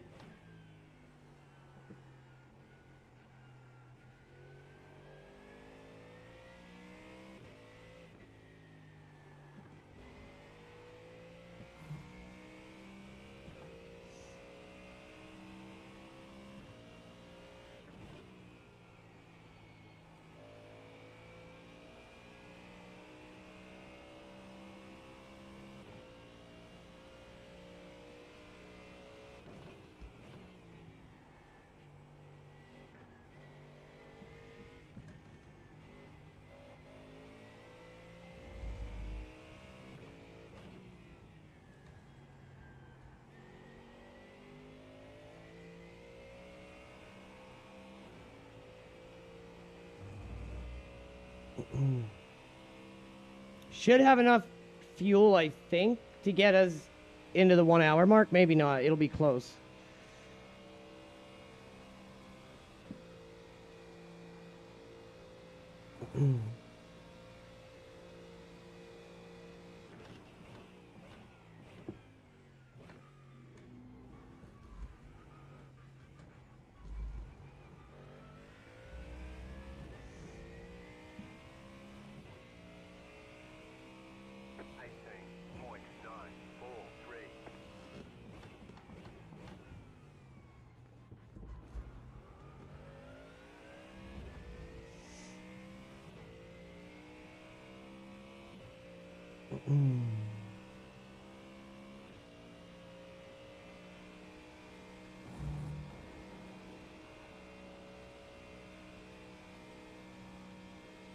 So if there's going to be like some little tank at the end, I might do that on our next pit stop.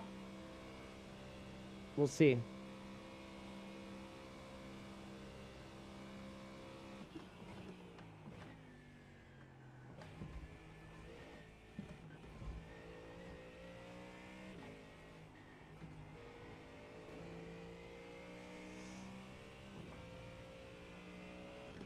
Ishi be chillin'. Not sure where he is. He's squishy in something, I'm sure.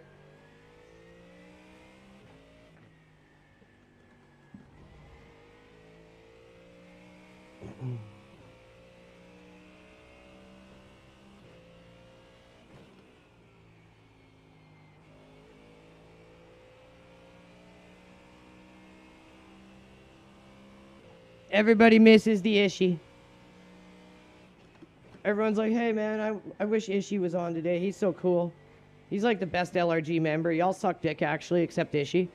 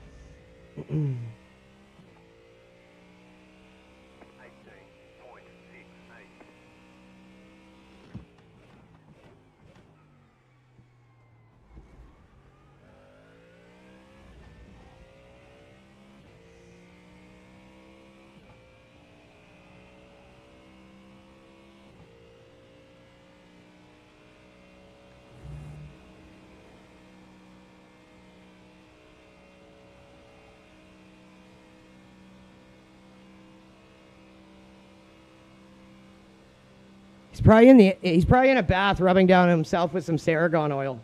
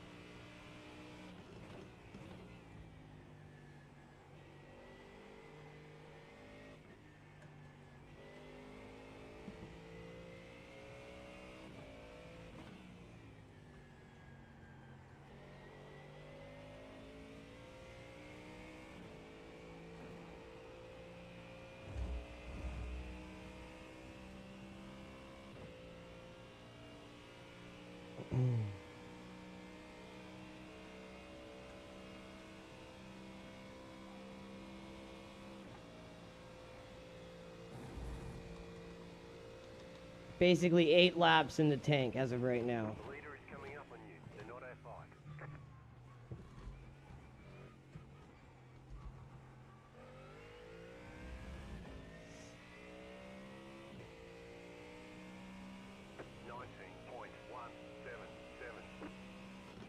The leader just did a 17.247.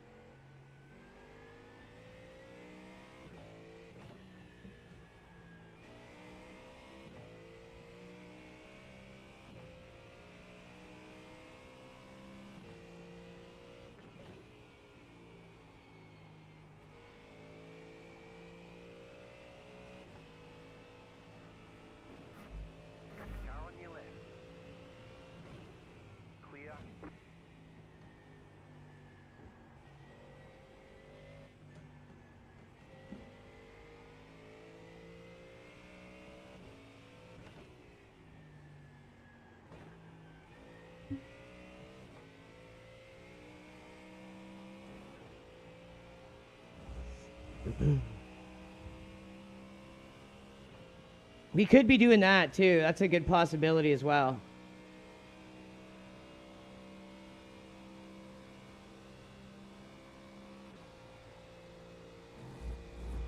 I heard he's getting James Alefantis to make his pizzas.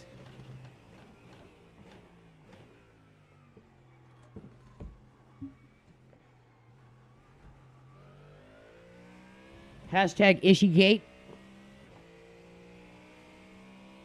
19.193.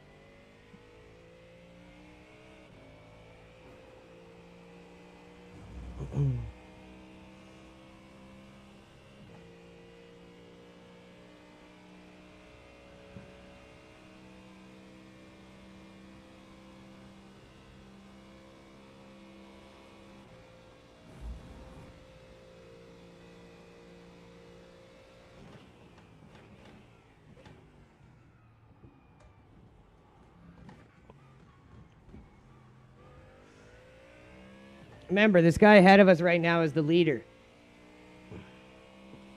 17.632. That was your fastest lap of the session.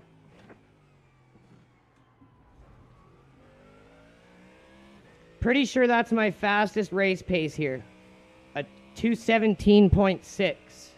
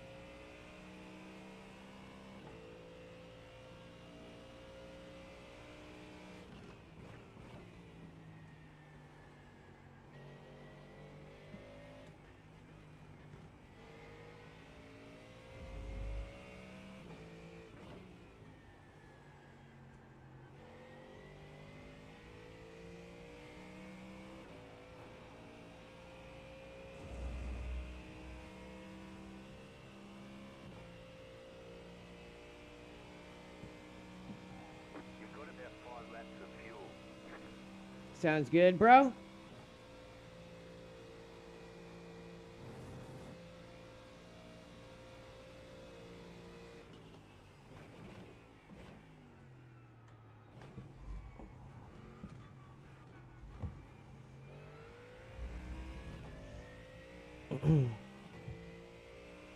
Comet Ishi Pong. 18.15.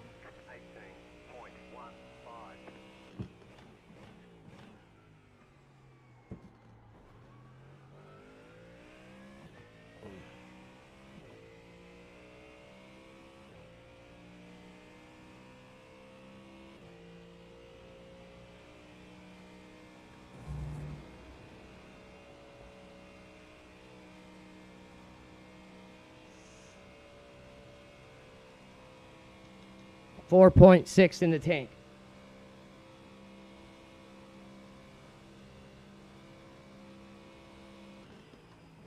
Car right. Clear. You better go fast, bro, if I'm gonna let you go.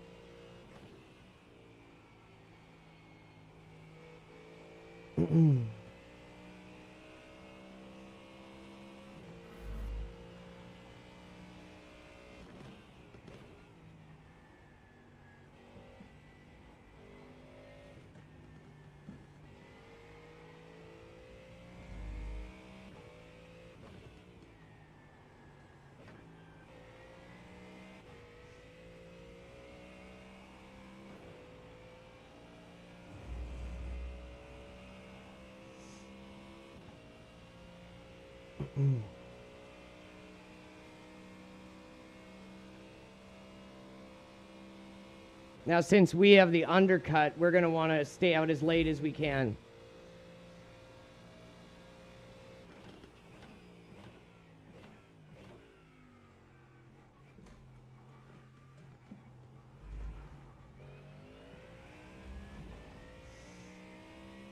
Oh, that was a slow lap. 19. It's because we had to let this guy go. 1.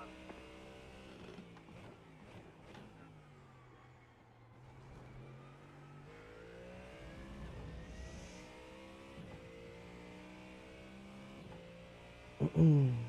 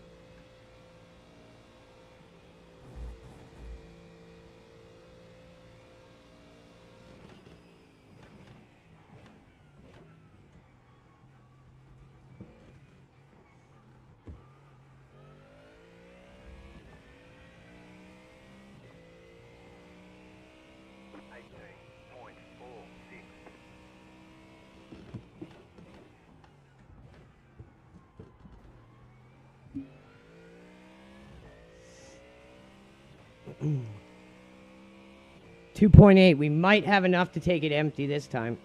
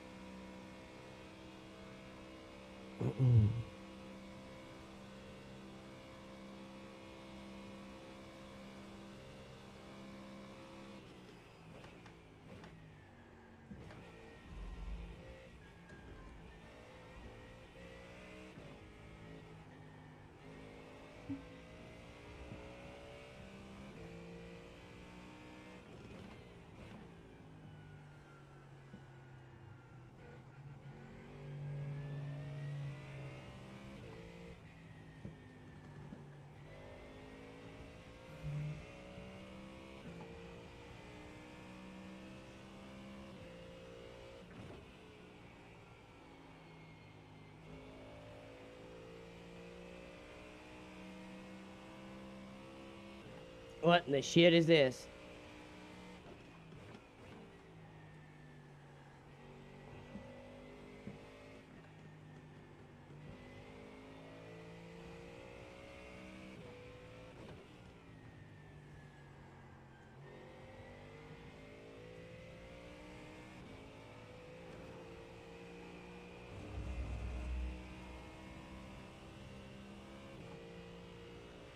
Yep, we got enough for one more. So we'll take it empty. We're pitting next lap. You've got about 2 laps of fuel left.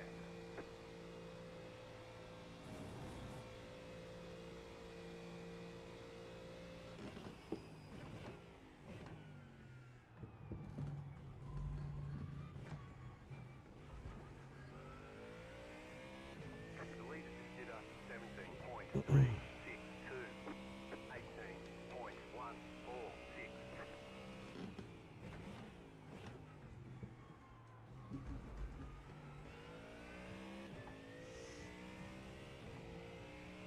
Okay, pitting this lap.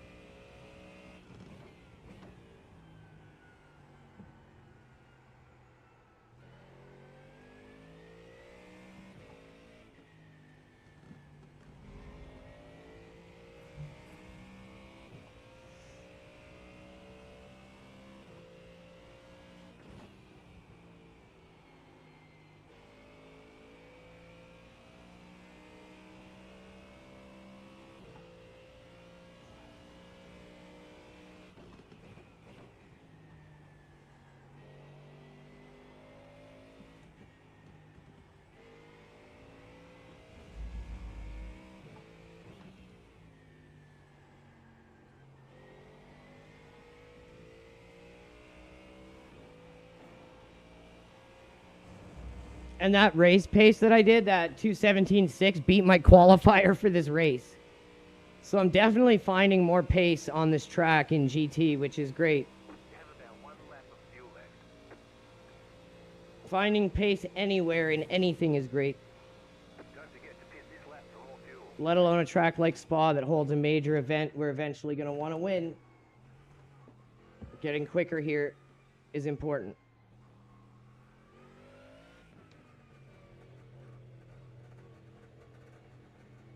Pit box in 5, 3, 2, All right, good stint. 1. Right here. All the damage is repairable.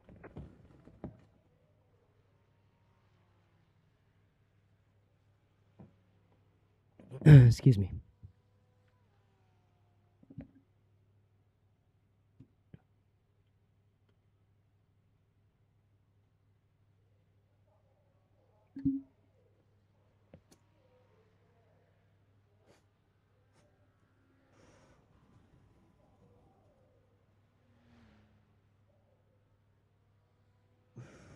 Repairs are almost finished up.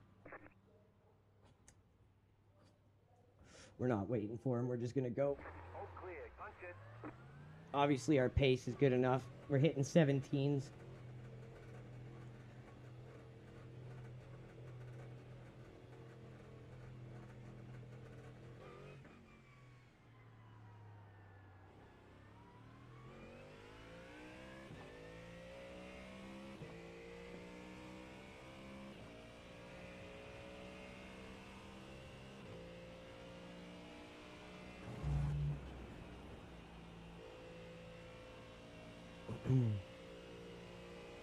Now we got almost a perfect car underneath of us.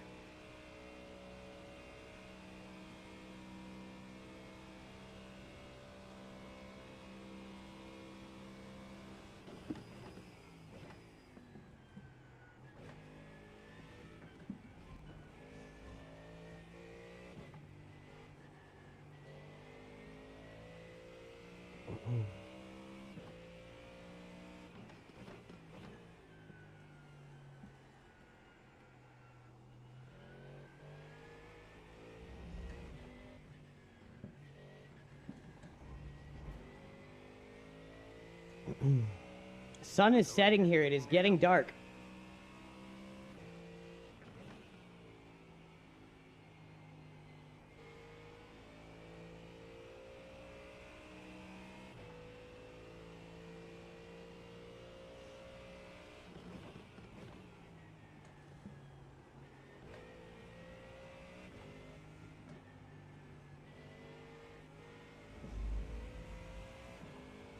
Left side. That car is a lap down. Still there. Clear on the left.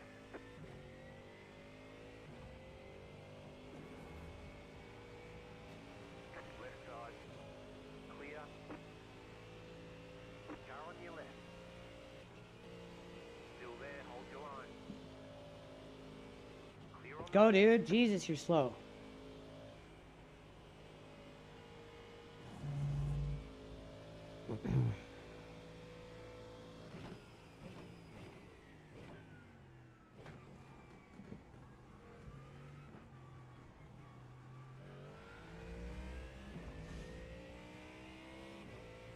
Very few spots on the track that are left with sunlight at this point.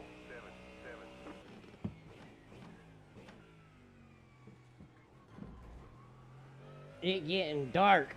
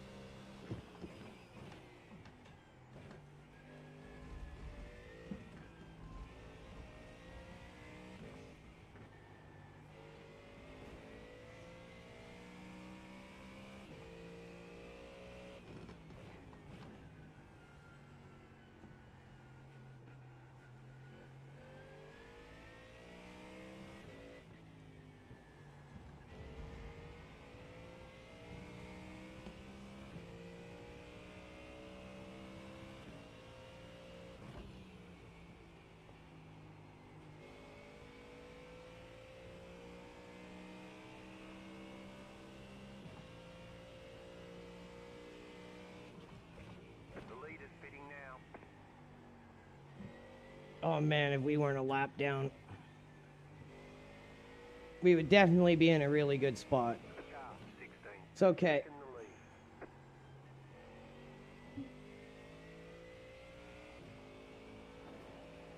So far, we've come back over 20 positions. So, very happy with our comeback. And if you can't come back from adversity or things going wrong or making mistakes, you're never going to make it anywhere as a team. So it's something very important to practice. Anyone can DNF. No one needs practice with DNFing. You're pulling away from the car time. The gap is 10 seconds.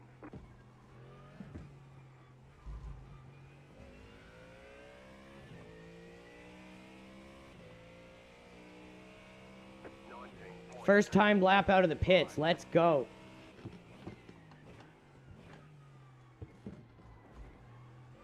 It's one area I need the most improvement. Early pace, cold tire pace, qualifiers.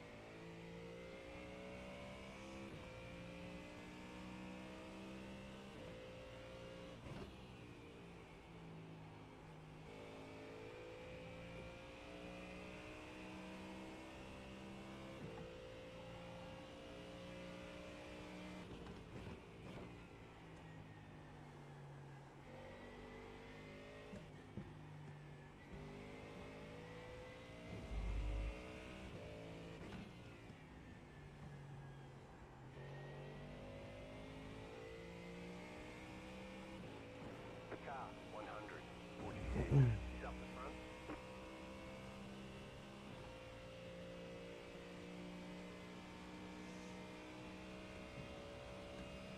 We're under the hour mark now. And I think we're going to have a little stop towards the end.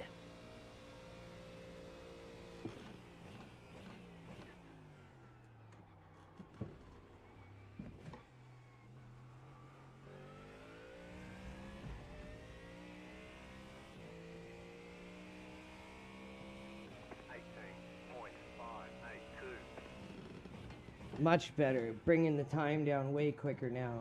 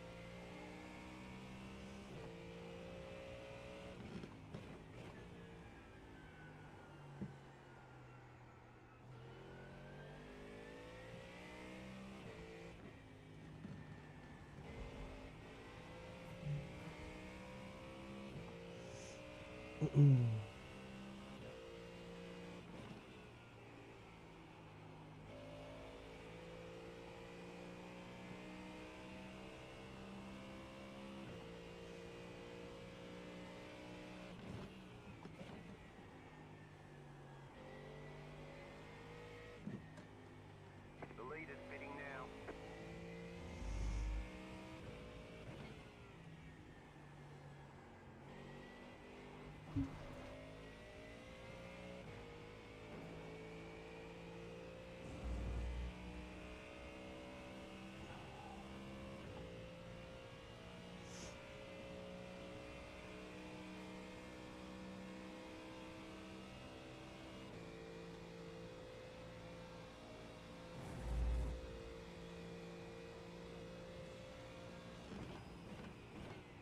You're pulling away from the car behind.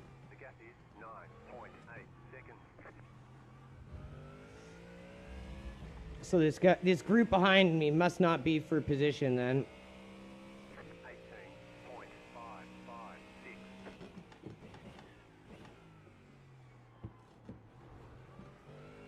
The car behind is pitting. There we go. Beautiful. The guy for position pitted.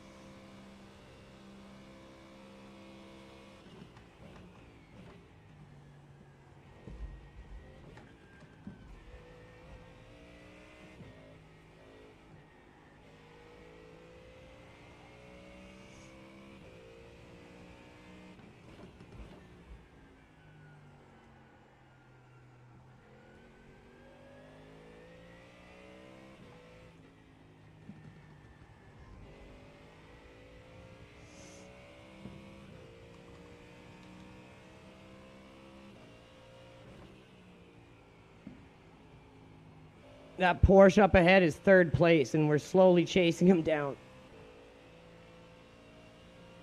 But it don't matter because he's a lap up.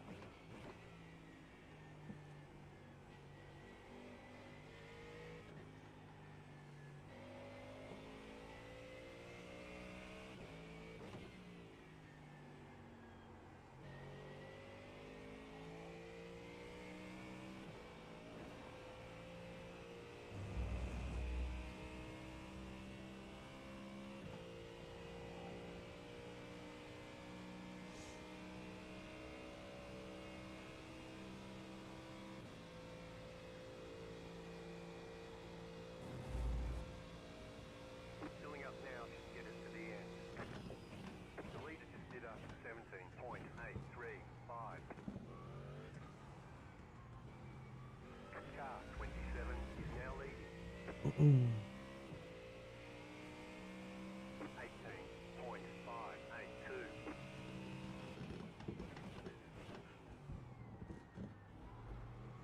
car is a lap down.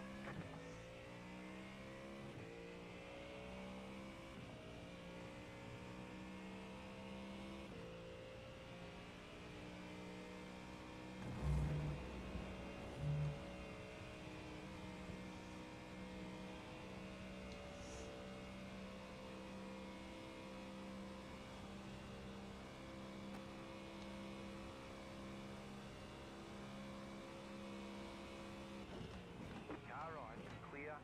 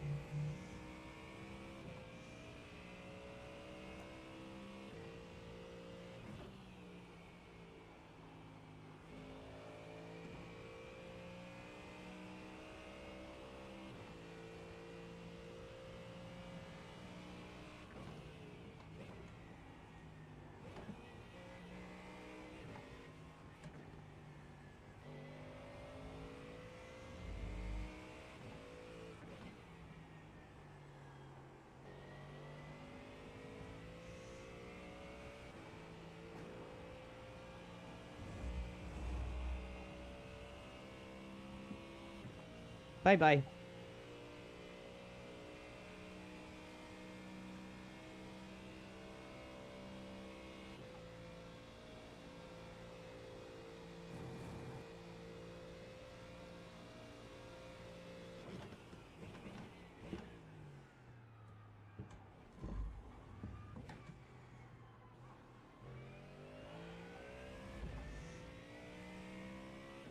Mm. 18.097.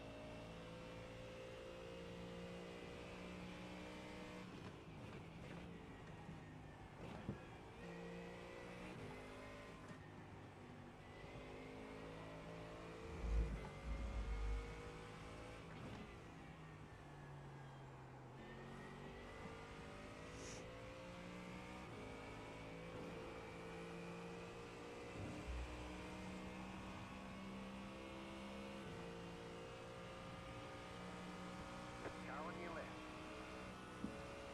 Stay on the right. Clear.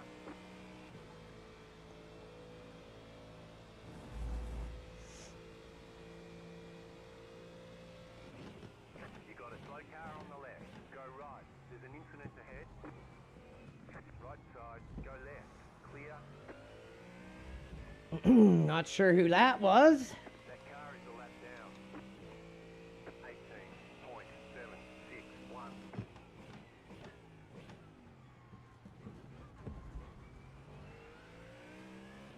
18.761.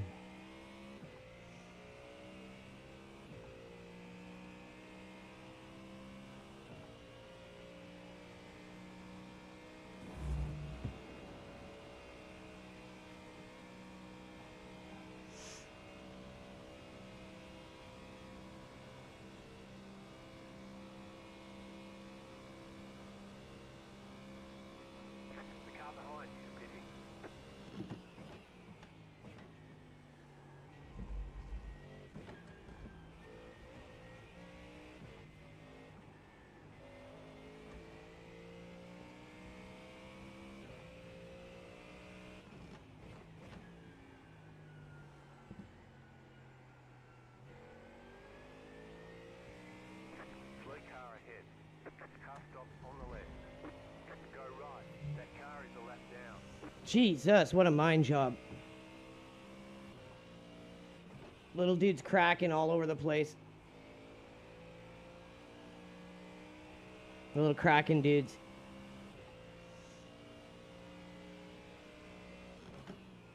This is when I just get so mad at myself for making a dumbass newbie mistake, like overreacting and spinning the car on the first lap to avoid someone. But it happens. Everyone makes mistakes. We've had a good recovery since then.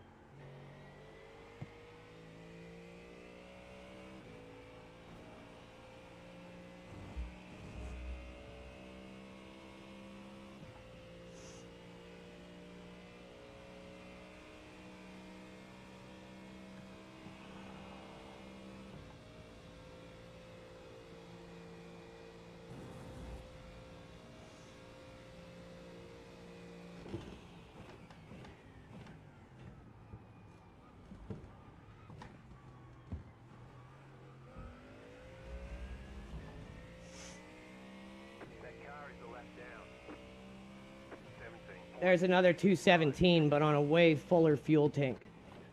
You got a slow car on the right.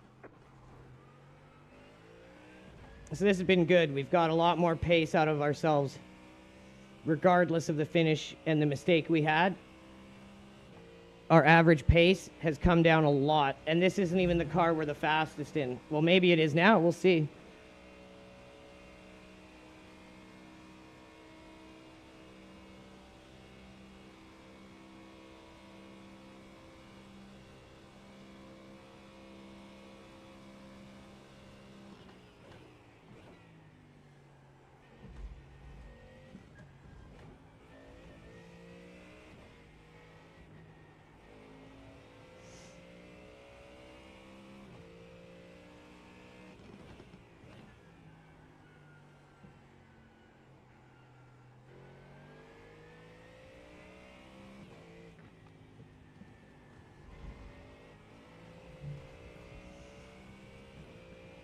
That car is a lap down.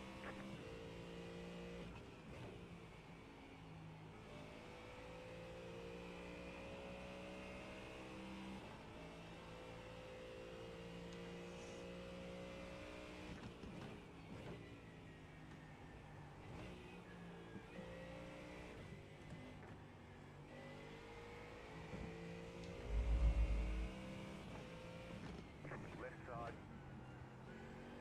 Clear on the left. Car on your left. Clear.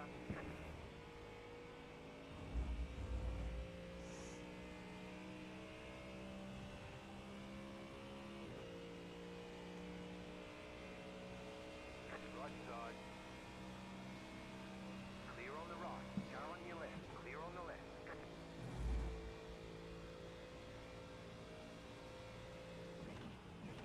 Car right. Still there. Clear. Car right. Clear.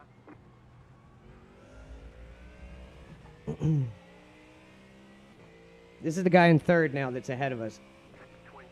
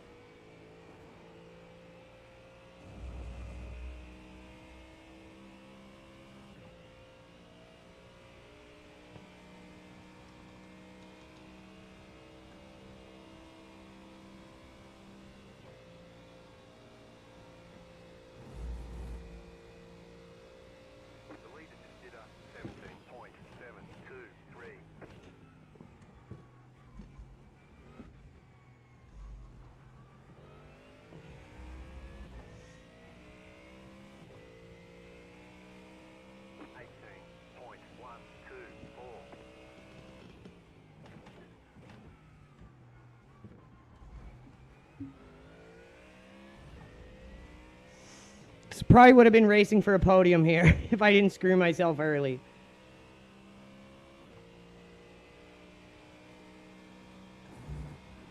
Because my best laps, I'm faster than the leader is right now.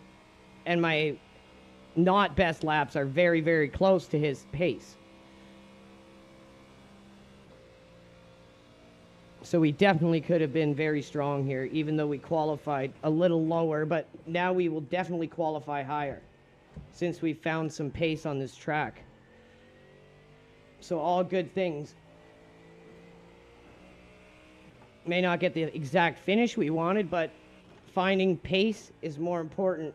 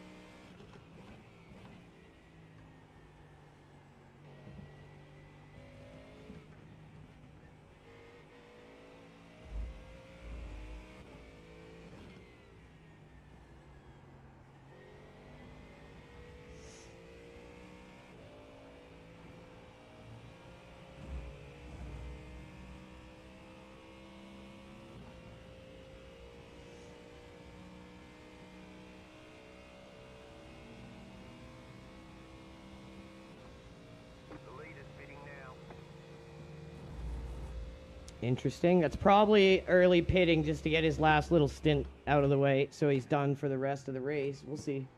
Hopefully not. Hopefully it's damage or a drive-through. Positivity, thinking positive. Well, at least in my case, thinking negative for them. 18.102.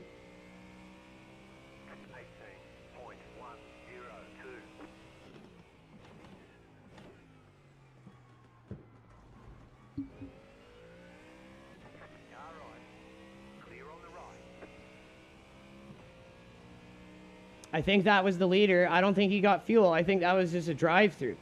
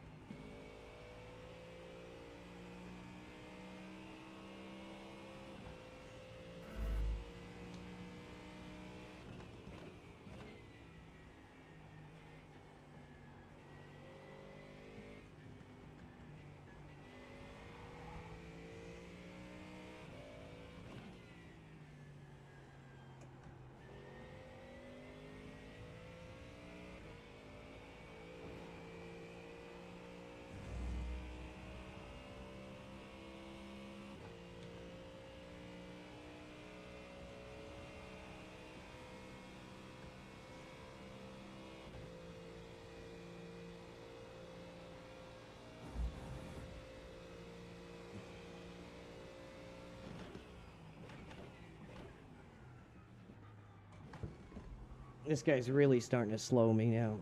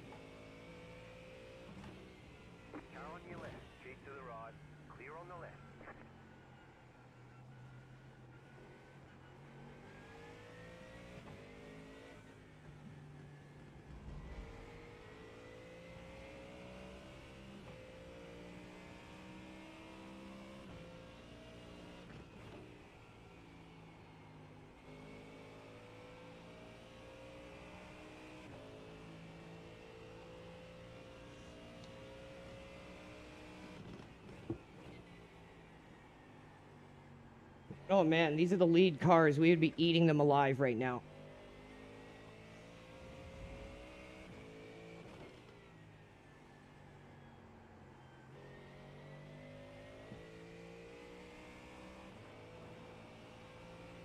I just clearly need to work on my qualifiers. When it comes to race pace, I can match these guys, and I've got time to find. I know I'm making enough mistakes that I could pick up another half a second or so.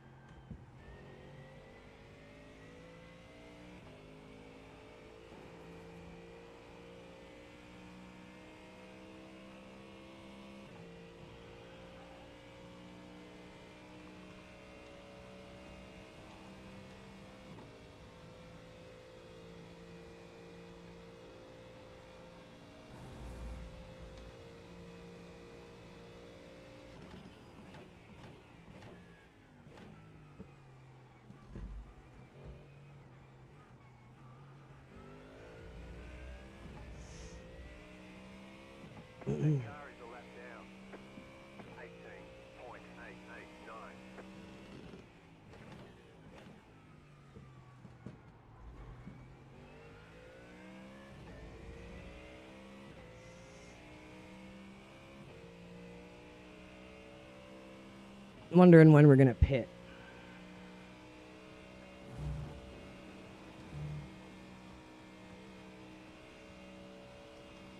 Nine laps. Take it as empty as we can so our pit is short as possible.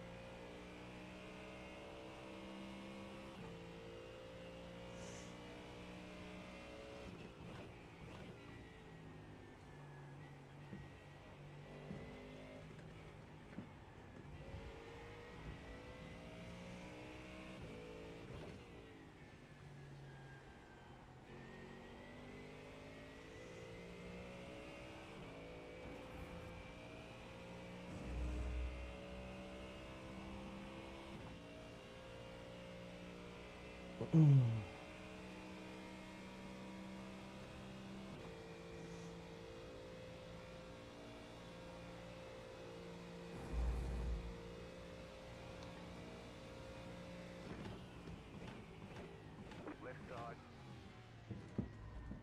Still there. Clear on the left.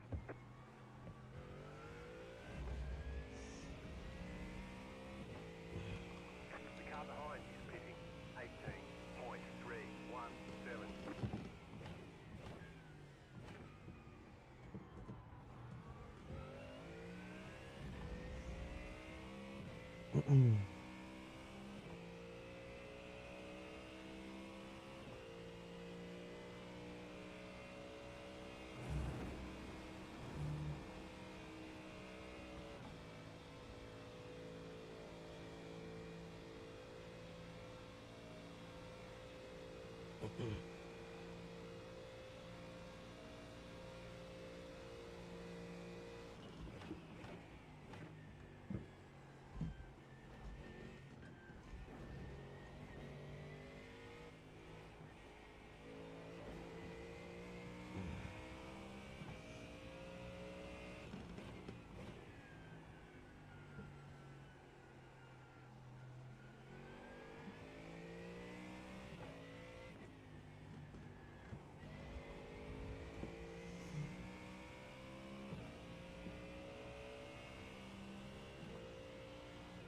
The car in P37 just set the fastest lap. 16.341. So we're pretty close to top pace with a 17.6. And we can probably get that with a bit of practice. I came in today with 0 warm-up on Spa, just kind of as a fun thing, and ended up finding over a second and a half compared to our old fastest lap.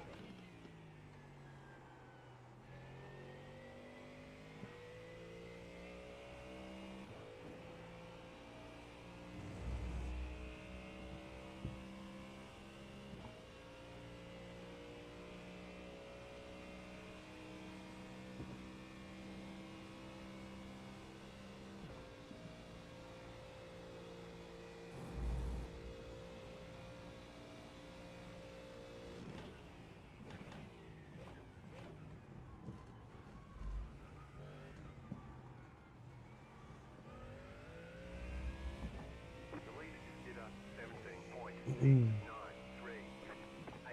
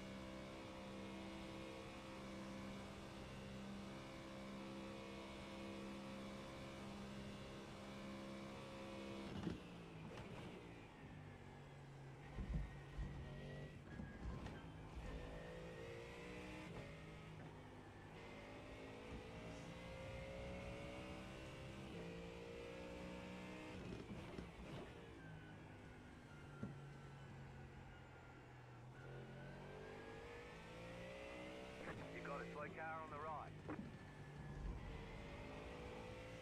Who in the shit?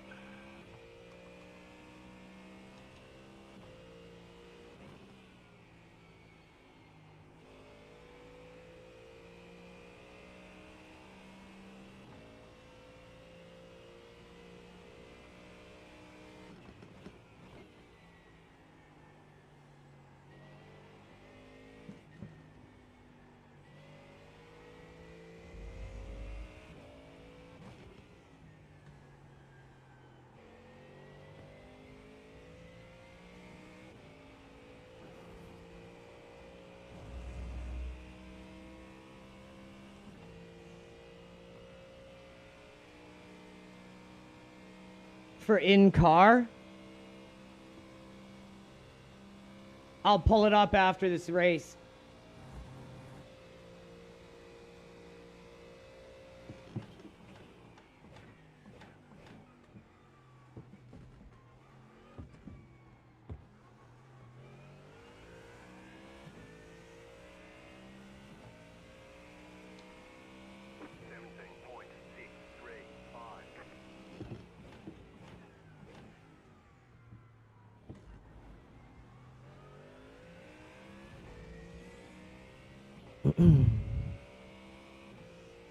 But pretty much everything is on the same as replay, except for high quality trees or 2-pass trees. Everything else is pretty much the exact same.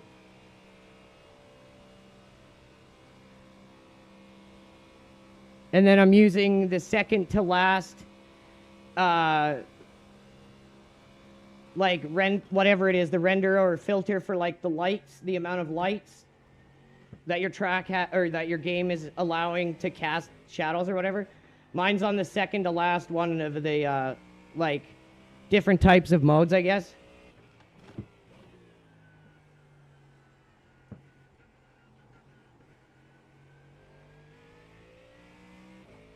Yeah, I can do that too. Then it's easier for you to go through it.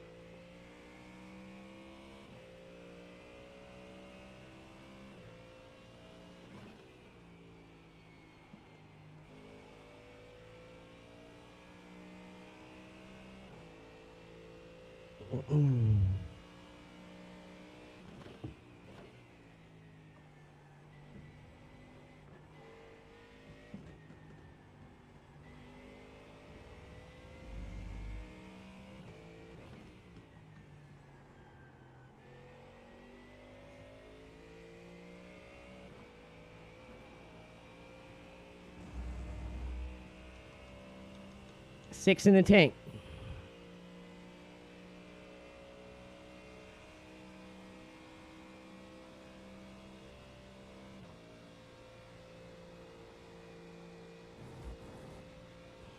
Oh, what the fuck was that?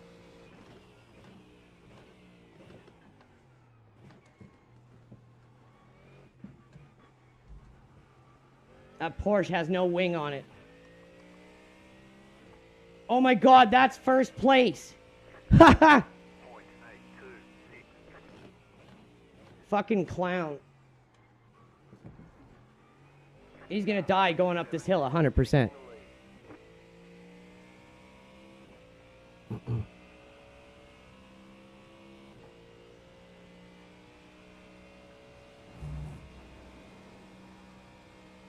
Whoa, and there he goes. Fucking clown. Race over. No more P1 for you.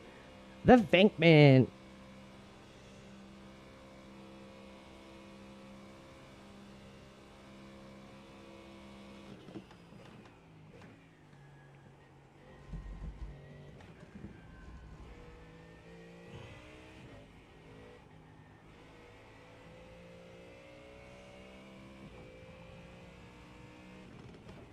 Telling you we would have won this if I wasn't such a fucking idiot and hit the wall trying to avoid a car.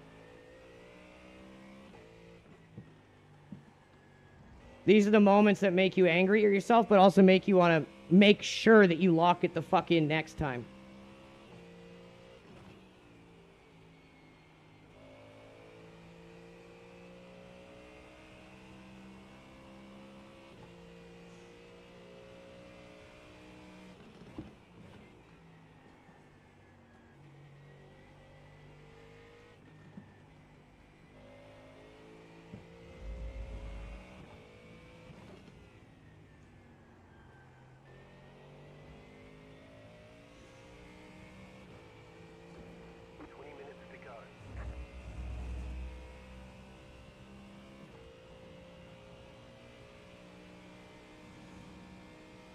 Oh man, that sucks, bro.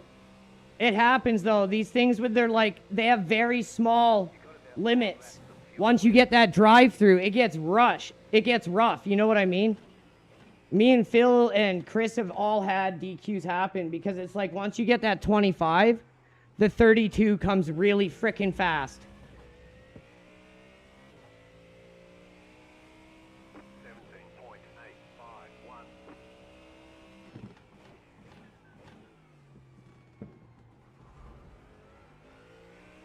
Well, I'm happy that I'm going to finish, but also that I've started to flirt with almost 16 race pace, which is very, very close to alien laps here.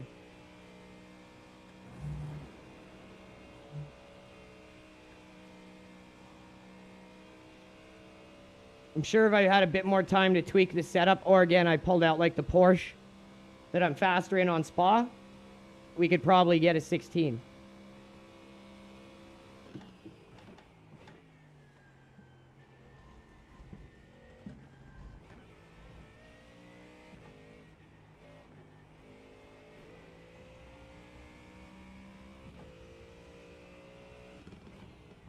Yeah, if we didn't have that spin and wall hit happen, we would have definitely been fighting for a win here. But that's okay. That's what lessons learned. Make sure we lock it the fuck in next time and don't make a rookie mistake. Yeah, that ain't easy, bro. There ain't no coming back from that.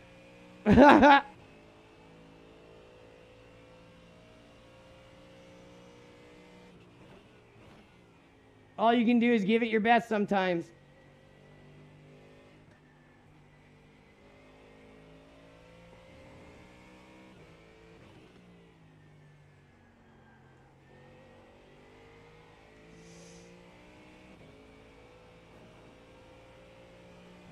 You guys have been on an insane streak lately, though, man. Like, just crazy.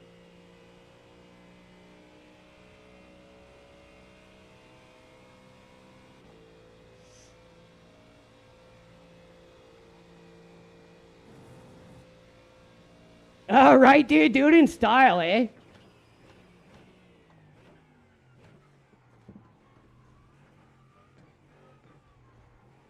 Right side. Clear on the right. 3.9 in the Tankerino. 592.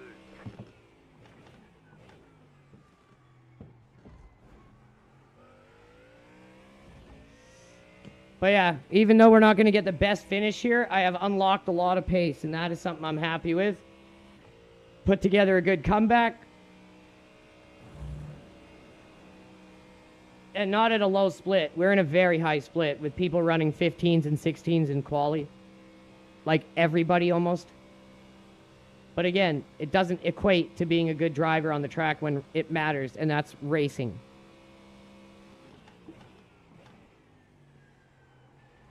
Quali is like one of those things that in Untouchables would be half the battle. And Kevin Costner would say, well, let's focus on what is all of the battle. And you know what is all of the battle? The fucking race.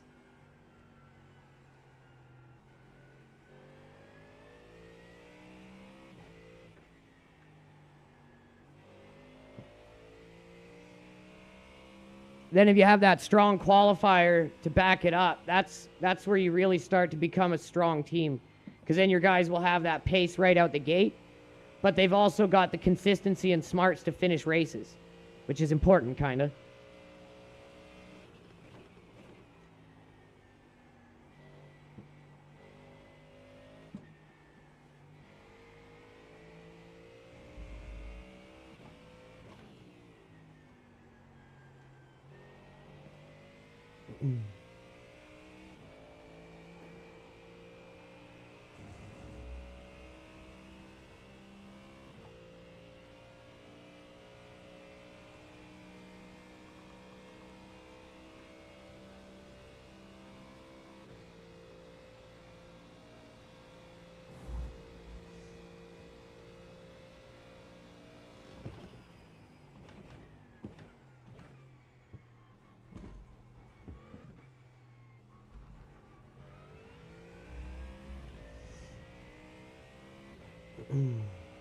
I should have enough to take it empty. We'll see. Point 364.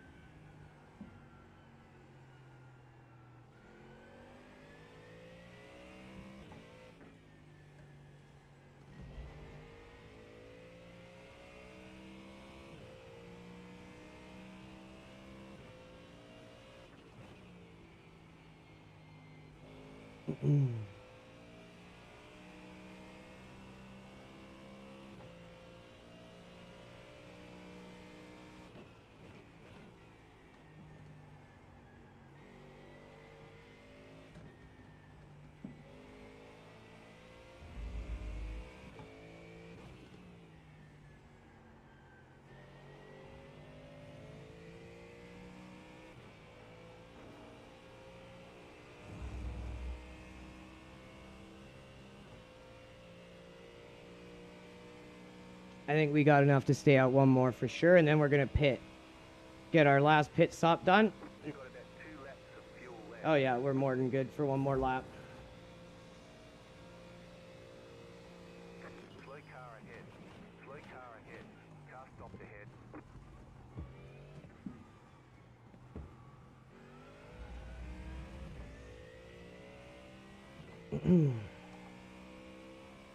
Once we get on the straight here, we'll make sure we tick off tires because we don't need them.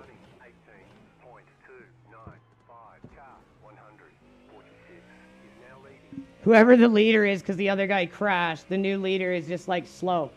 He's not the leader off pace. He's just the leader because all the other lead cars have freaking crashed out. It could have been me. It could have been me. Like I said, it's a motivator to make you make sure you lock the fucking next time. I know it's going to work on me.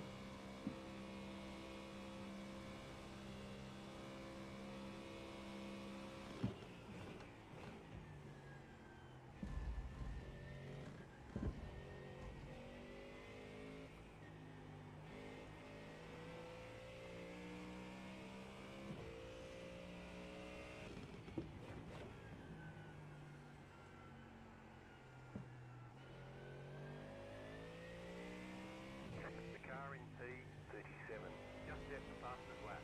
16.32.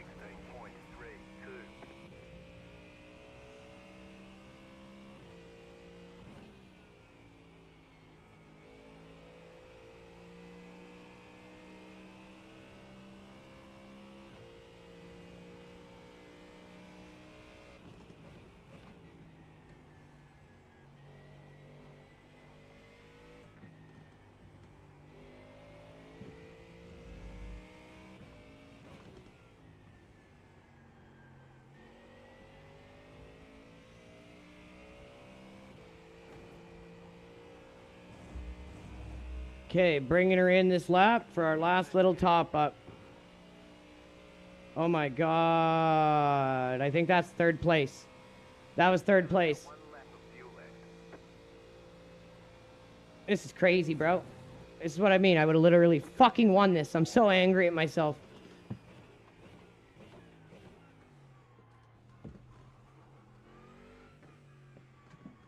That car is a lap down. Left side, still there. Hold your line. Clear on the left. Pit box in 5, 3. Literally would have won this if we didn't have that accident.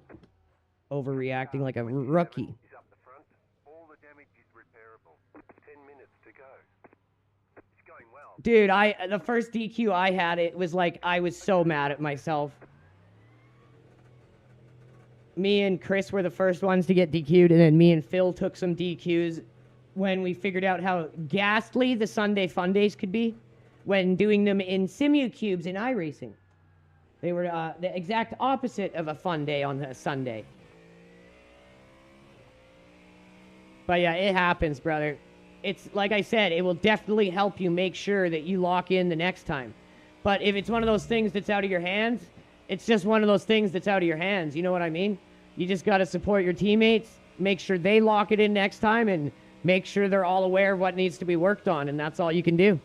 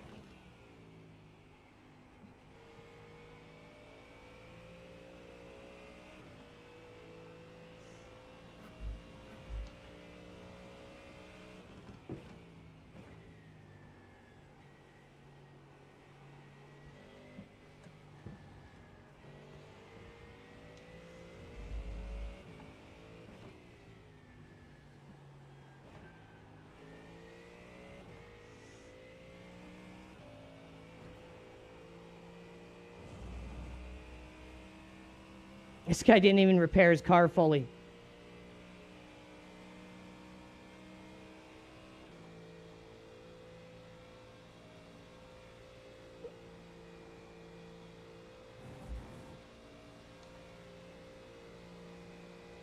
Car on your left. Clear, left side. Clear.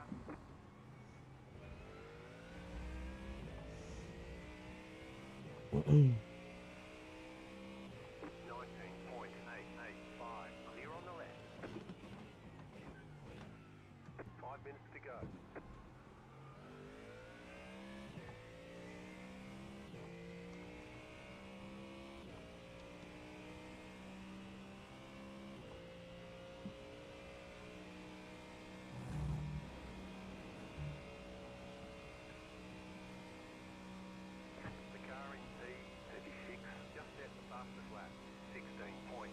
That is a fast lap.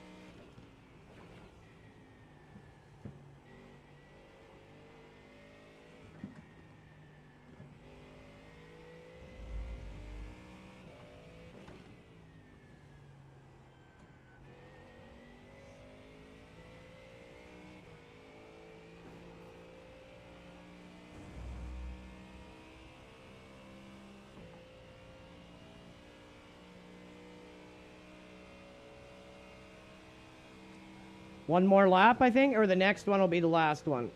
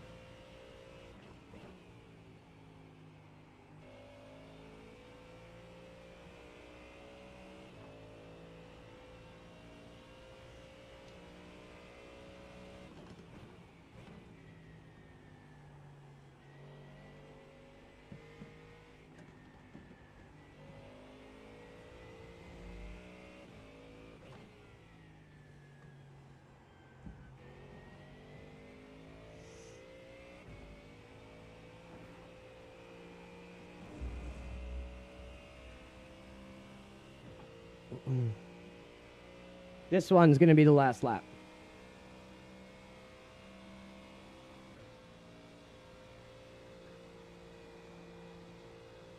I'm really liking how when I'm over a second off my own pace, I'm still running 2:18s. You just got the white flag. That means one more lap to go. That makes me happy.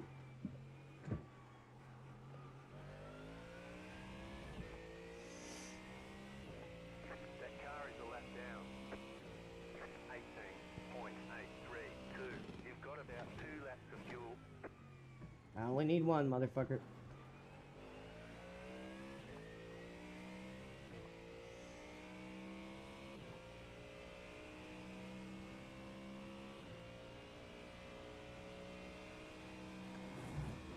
The car in front is pitting.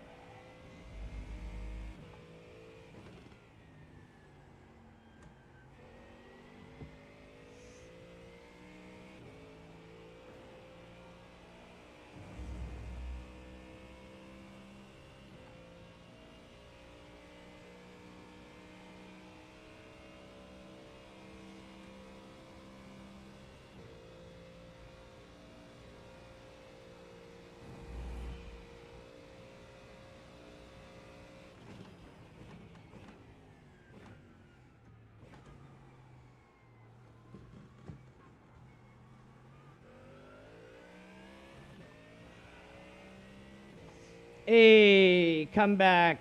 P27 from dead last. There's the flag. It's over. Could have frickin' won it, Some testing. We'll get them next time. but I'll take it.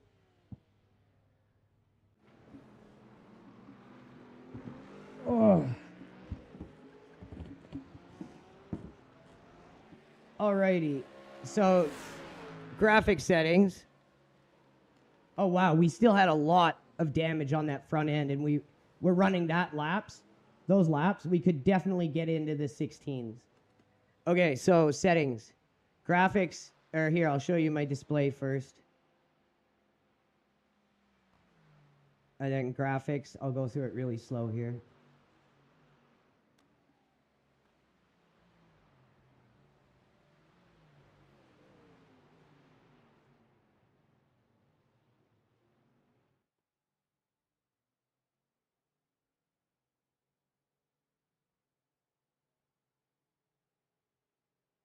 So this shadow map filter is the best one for performance and quality.